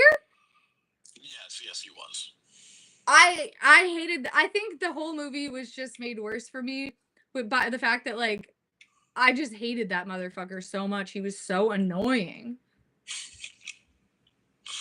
The fact that you thought that FDR was going to be like, oh, well, this random guy who works for fucking, the CIA thinks that I shouldn't do it. So, like, that's not how the government works at all. Yeah, but think about it. But he's the great man of history, and the great man of history get what they deserve. Exactly. Oh, yeah. But he got a Senate confirmation. He got a fucking cabinet post. Congrats. So my favorite part of my favorite metatextual reading of the movie is that it's a metaphor for building a thing. I mean, building a thing that you lose control of, right? You were building it for the CIA. At what point did you think you're going to be in? Is this your first day hearing of the CIA? If the CIA came and knocked on my door and said, hey, we want you to make us this thing, and then I made it for them, and then was like, why isn't the CIA letting me do whatever? It's the CIA. That's what the CIA does. No, I agree, but that the movie is really a metaphor for Chris Nolan ruining movies with the comic book stuff. That is my favorite, like, metatextual. Actually, I kind of do love that. I will say, that's just a hilarious concept. I will say, because if there's one entity that I would compare to the CIA, it's Disney. So I kind of love that take. I mean, if there's one entity in America more powerful than the CIA, it is the Disney Corporation. So what you're saying is that Mouse is as valuable as every American spy.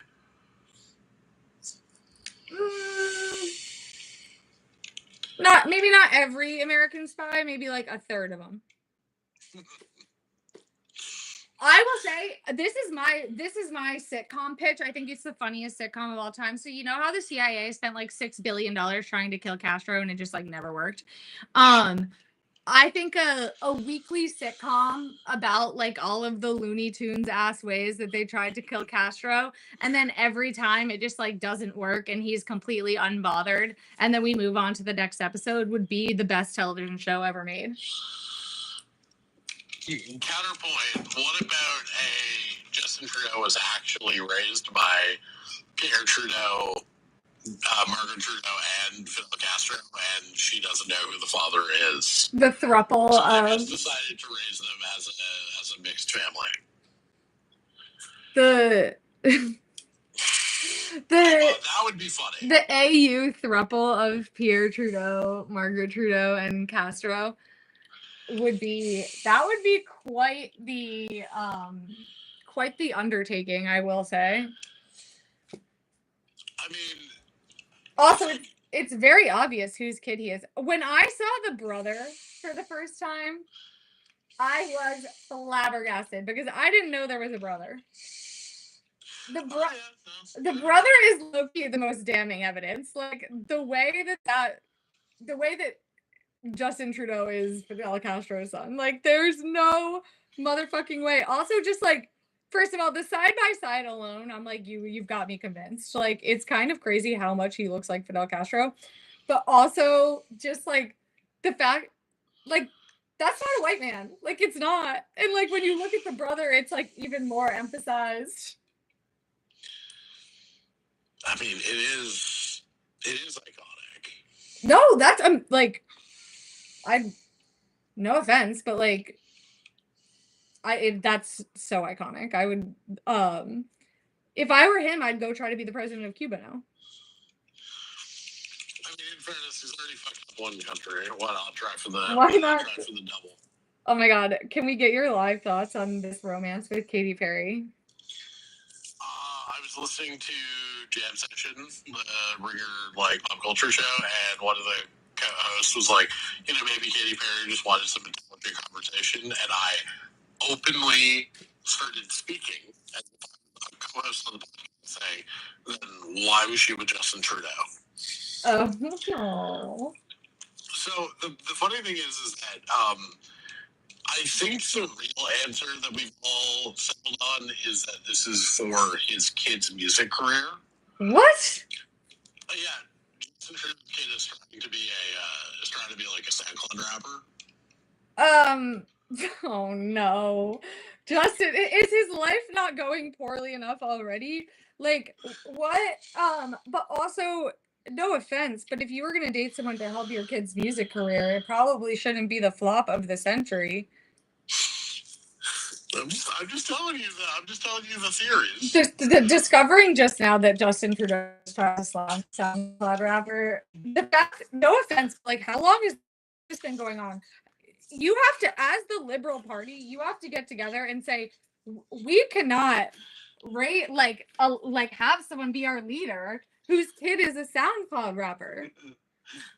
Well, I mean, we did eventually do our job to get rid of them. Yeah, but Well, I mean, we did eventually do our job to get rid of them. Yeah, but that is shocking to me. Like oh no, now I kind of feel bad for him if I'm honest. I mean, the really funny thing is that when he got divorced, he basically started taking the SoundCloud rapper son as his essentially one to all of these international conferences. Oh no, Justin, is that the only kid? No, there's 3 of them. Oh, so pick a non-flop kid. Yeah, but the SoundCloud rapper is the oldest, so. Well, and he's obviously got plenty of free time on his hands to be traveling to all of these things. So it does make sense. It was a very funny thing where it's he couldn't take his wife anymore, so he was just and the really funny thing, and this is totally unconfirmed, but it seems like what happened was there was a conversation between because they had been cheating on each other for fucking years. We all fucking knew it. Okay. Neither side of that marriage was being loyal. But clearly they had a conversation, midway between in the summer of 23 when we thought the election was going to be in 25 and he was going to do it of are you staying or are you going? Because if you're going to retire in a year, I won't divorce you, right? I'll divorce you after. Yeah. And if she had fallen in love with this doctor in Ottawa. Okay, good for her. So she wanted to move on with her life. And I think there was a conversation of piss or get off the ball, right? Yeah. If you're sticking around for another 6 months, I'll stay. But if you're going to find another election, I'm going. I'm not doing this whole. And he was okay, cool. We'll just announce the separation, whatever. Okay. And then he doesn't even fight the election because he sucks so badly that we have to get rid of him anyways. Oh no, Justin. Well, he had to take the brunt of getting divorced in Austin. Well, he had to take the brunt of getting divorced in office without even getting to fight the election that he very obviously wanted to fight, which is why he was staying in the job. But the rumor was he had a girlfriend out in Newfoundland, and now he's allegedly sleeping with Katy Perry. Well, maybe the girlfriend was like, "Listen, I'm happy to be your side piece in Newfoundland," and then when he got divorced, he was like, "Let's date," and she was like, "No." I mean, in fairness, that would be iconic. Because, like, I don't want to be the first lady of Canada. Like, that's going to be so much time. And, like, I'm going to have to go to all these dumbass conferences with you and, like, sit around and you don't even get to do anything. Like, you're a prop. I would hate to be first lady. You're literally a human prop. It would. Yes, but counterpoint, you could pave over the rose garden. Oh my God. I can't talk about it. I can't talk about it. Oh, you might actually not be able to. Jesus. I just assume that everybody in DC is somehow being paid by the Republican Party. How on in some form or another. How on earth? I mean, technically I am because I am being paid by the US government, but the like, how is that allowed to happen? That's my question. Like, surely whatever, they can just fix it. They can just rip it up and put grass back in. It's not the end of the world. And also, this is like maybe a crazy take, but like the White House kind of sucks. I mean, that's assuming a lot of faith in the aesthetic choices of 2028 Democratic nominee Josh Shapiro. Is he married? Are you a Boston sports fan willing to trust the aesthetic choices of a Philadelphia sports fan? I mean, I don't trust any of their aesthetic choices, if I'm honest, but it's a fixable problem, is all I'm saying. We have not done permanent damage yet, so hopefully we can mitigate that before it's too late. Ooh. But also, I mean, I don't know. The Rose Garden also was put in by Jackie O, so it's not like, I don't know. Hey, we don't slander. I know. You know, you're supposed to be from like New England. We don't slander the Kennedys here. No, I love the Kennedys. I love the Kennedys. I would love to be killed by them. No, I would listen. You know that Jack Schlossberg is my number one.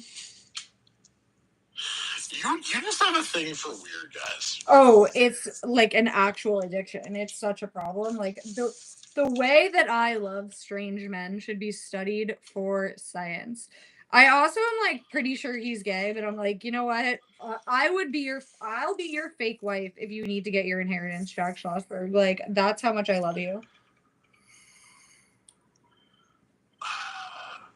Do you think there could be a gay Kennedy? Do you think they're allowed?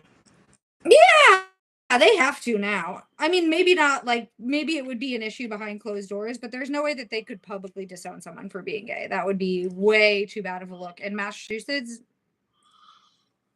yeah, and they're supposed to be, you know, liberals, so they have to at least act like it in public. Yeah, but they're also not supposed to, kill their secretaries and then flee the scene, and then we all pretend that never happened. No, we didn't let him be president. That was his punishment. Kill your secretary. She wasn't even a secretary. She was a political staffer. It's like actually so sad, but not that it wouldn't be sad if it was his secretary, but they, yeah, you are not allowed to be president if you kill your staffers. Shout out Joe Scarborough. I keep forgetting that he was a Republican congressman. You know who currently reps the district Joe Scarborough used to rep? Oh my God, no, but I'm dying to know now. Or used to. Not yet. Two peas in a pod right there. It's really just proving the point that the Florida Panhandle is the source of all evil. Now, there's a take.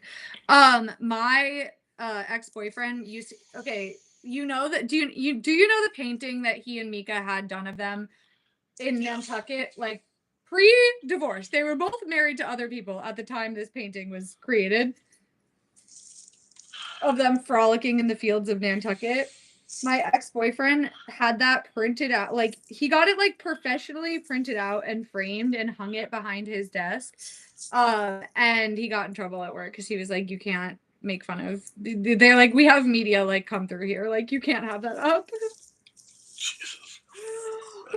But I'm like, honestly, that's like one of the funnier things a person has ever done. No, this man hated Joe Scarborough so much. It was like a fixation for him. Joe Scarborough.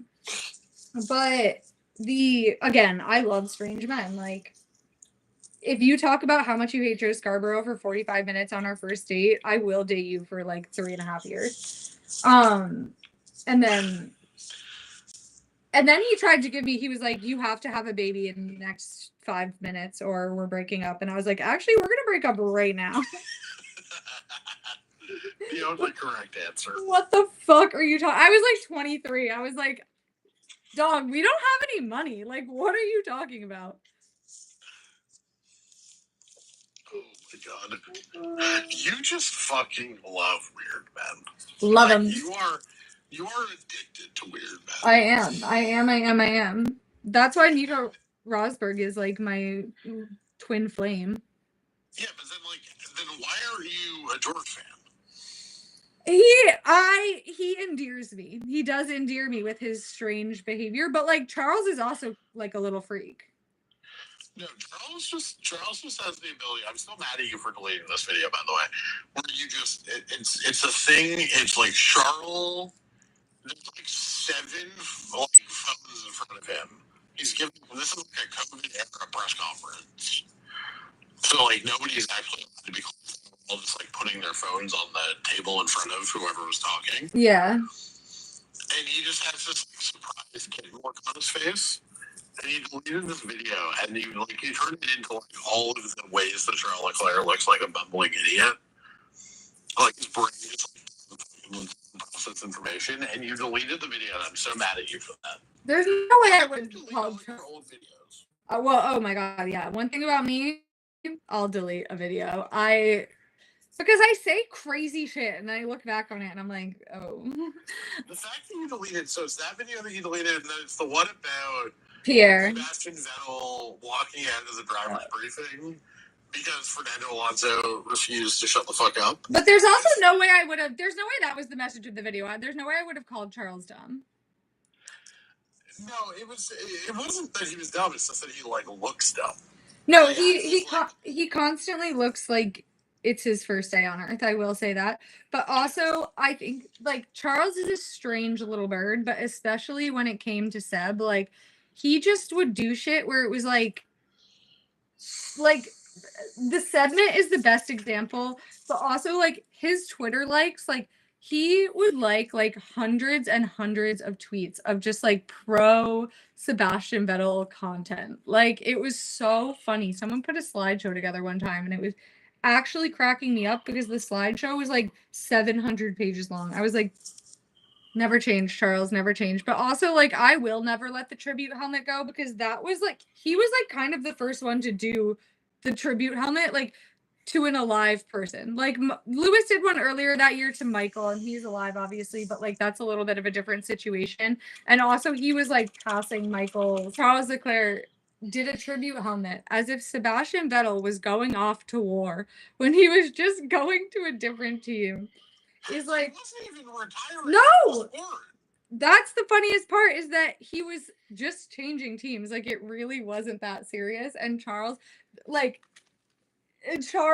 wrote him a letter. He like did, and I have so many unanswered questions. The helmet too because what I really need a comprehensive documentary about the helmet, archival footage about the creation of the segment.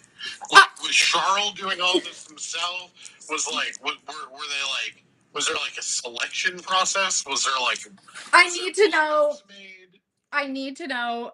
I absolutely need to know how they picked the photos. But also I would like to know like did he tell because to my memory, I don't think he told Seb that he was doing this because in the he just like tweeted it out and then in the press conference they asked Seb about it and Seb seemed like kind of surprised, like he was like, what? So just imagine being Sebastian Vettel in that moment and a live person who is not retiring and walking into the garage and seeing the photo collage helmet that your unhinged teammate has put together of you.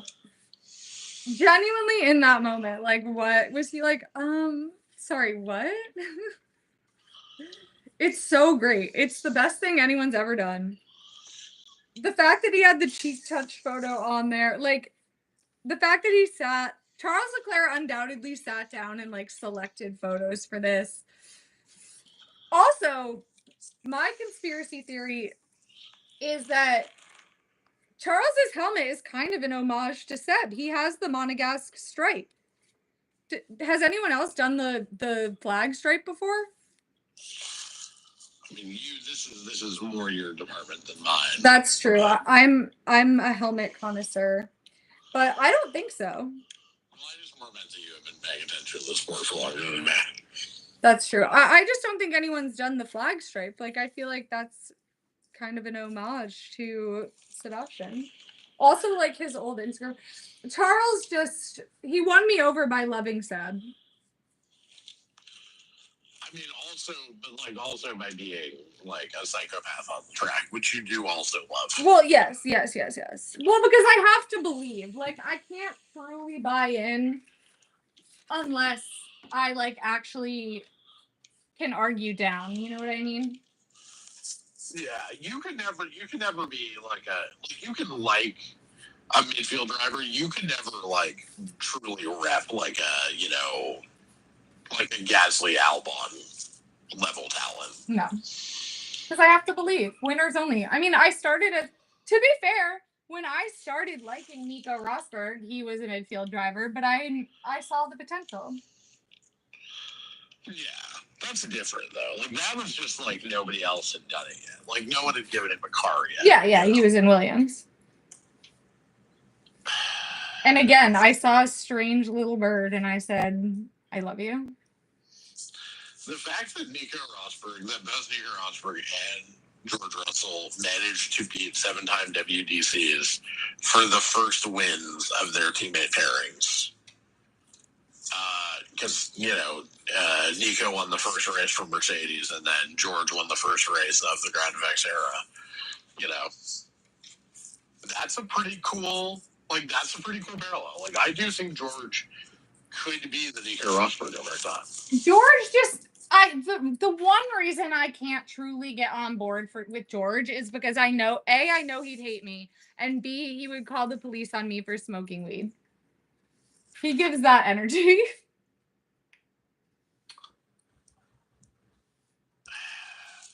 I honestly, a fun like breaker off is a project would be creating the Matrix, like a 3-dimensional matrix of F1 drivers by whether or not by how much they drink, smoke, and do cocaine. Because I do think that would explain a lot about many things if we did that. I think that we would get immediately canceled, but honestly, I have some takes. I've been waiting to get off. Would we get more or less canceled than for my other? At some point we should do my certain other. Oh, way less canceled because that's like I don't know if you've noticed, but we're living in like 1640s Puritan America right now. Like, it's actually crazy. I know, it's so annoying. The hose are down, and that's me. Like, we are back to arguing about the concept of whether women can enjoy sex or it's inherently objectifying, and I'm like, I think that you guys are placing way too much emphasis on also like the idea that like women inherently have value that can be degraded through the actions of other people. Crazy work. Like, I'm sorry, is this did I pass out and wake up in the 1800s? Like, what are we doing here, people? And they're like, it's not empowering to be slutty. I'm like, you know, it's empowering. It's not, of course, it's not inherently empowering to be slutty. It's empowering to do whatever the fuck you want. So, like, how about we just, like, the morality, like, how did the woke police come around and, like, become the Catholic Church? Like, we went from, like, don't be racist to, like, how dare you have sex? Yeah, but Sydney Sweeney is a Nazi. Well, no, that I will say, the jeans thing, weird. Like the saying like jeans and jeans, you know what I mean? Like the wordplay. But the Sabrina Carpenter thing was fucking ridiculous. I'm like, oh my god. Go listen to Bible thumper music, you weird freaks. Nobody cares. Can I, like, ever so slightly defend American Eagle? No, well, okay, sure. I'd love to hear this.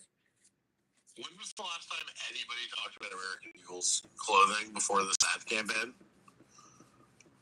I don't know. I'm not a big fashion girly, but yeah, no, of course they got attention, but like, I don't think you should. This achieved exactly what they wanted. I don't know why. Like, it did exactly what it was supposed to do. It showed a lot of Sydney Sweeney's cleavage, and I now remember that American Eagle exists. It is a successful campaign. I don't know that like being the eugenics company is an overall win. Gotta be better than being irrelevant. Gotta be so for real with you. Well, no, because that's how you end up being Candace Owens. You know what I mean?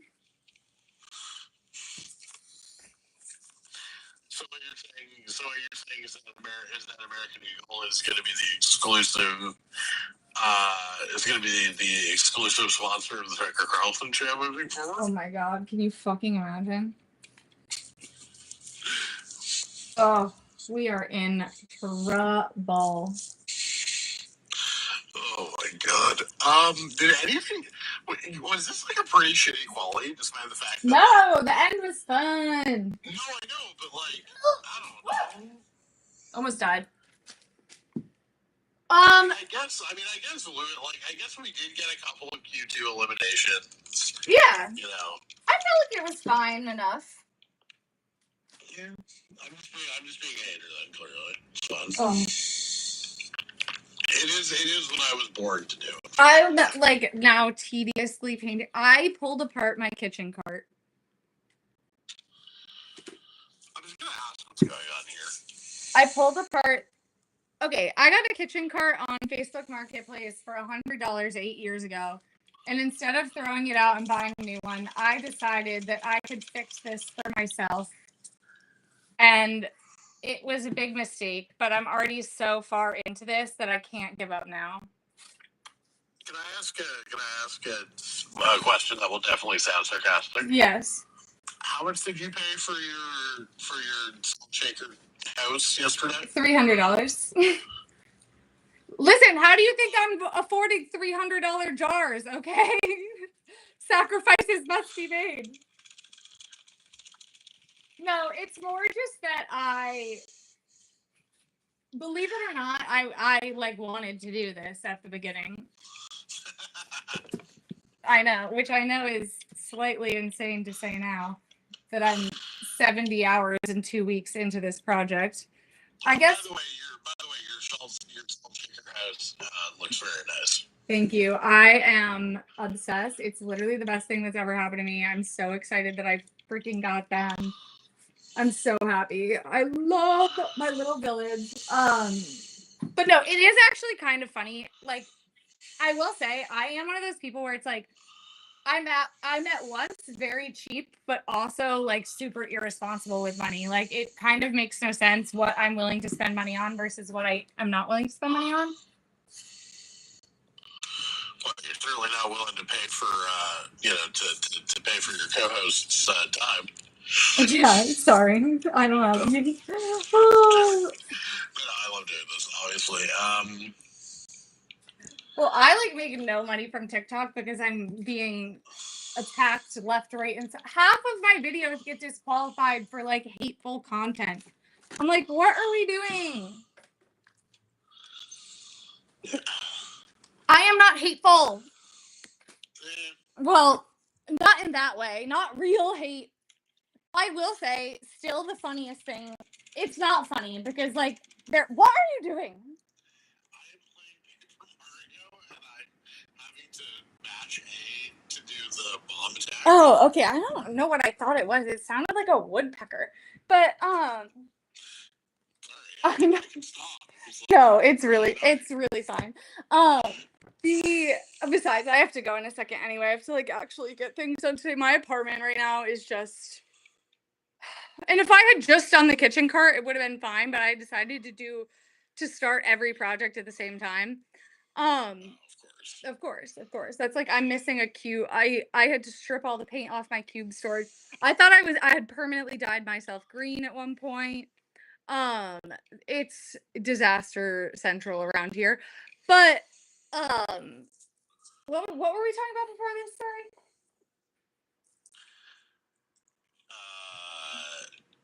Kitchen cart, woodpecker. Oh yeah. Well, no, I don't remember. Oh, we should probably do like a race prediction.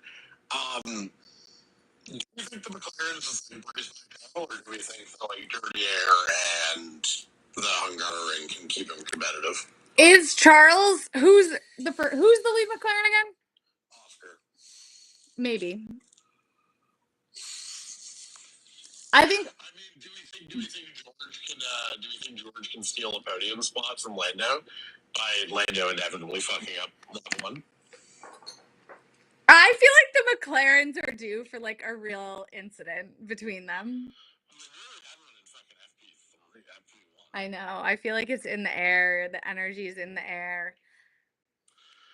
Okay, is it in the air, or do you just desperately want that to happen? Maybe I'm manifesting, but also, I don't know. I kind of predict it. I feel like it's gonna be Charles. I feel like it's gonna be Charles and the McLarens on the podium. Actually, no, Charles, Oscar, George. I'll say. I mean, that would be really fun. I will say, if we don't, I will say the fact that Oscar just like, this was not a good weekend for Oscar. Scruffy in multiple laps. His second lap in Q2, was a bubble sector, and he somehow didn't improve. And yes, he did take the checkered flag in Q2 a second time. Like, not a great quality from Oscar and Lando. Just once again can't take advantage. Yeah.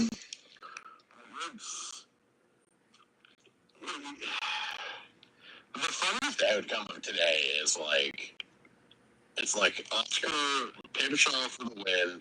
Shaw keeps P2. George takes P3 somehow. And Lando stays in P4. And you got what would that be, a 13-point swing in the title?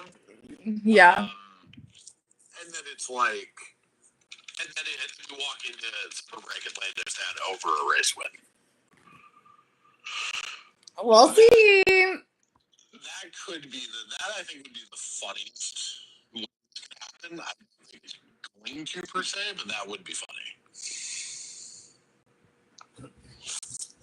Yeah. I mean, we'll see, but I'm. Let's just manifest a Charles win. That's really all I want. I mean, how about 3-car pile up at the start, George Russell win? No. That would be awful. What about Lance Stroll? Here's how we do it, okay?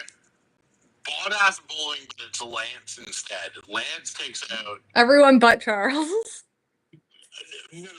Lance takes out both McLarens, and the two Mercs end up being the big winners out of there. Or not the two Mercs, sorry. Charles and George end up being the two big winners out of this. Sure. And then we got like 70 laps of George v. Charles, while Fernando and everybody just creates a DRS trade, and they're 30 seconds behind. Obsessed. Would love that, honestly. We need more good Charles George fighting. Like George and Max have fought on track. Lewis and George have certainly fought on track. We need more good Charles George fighting.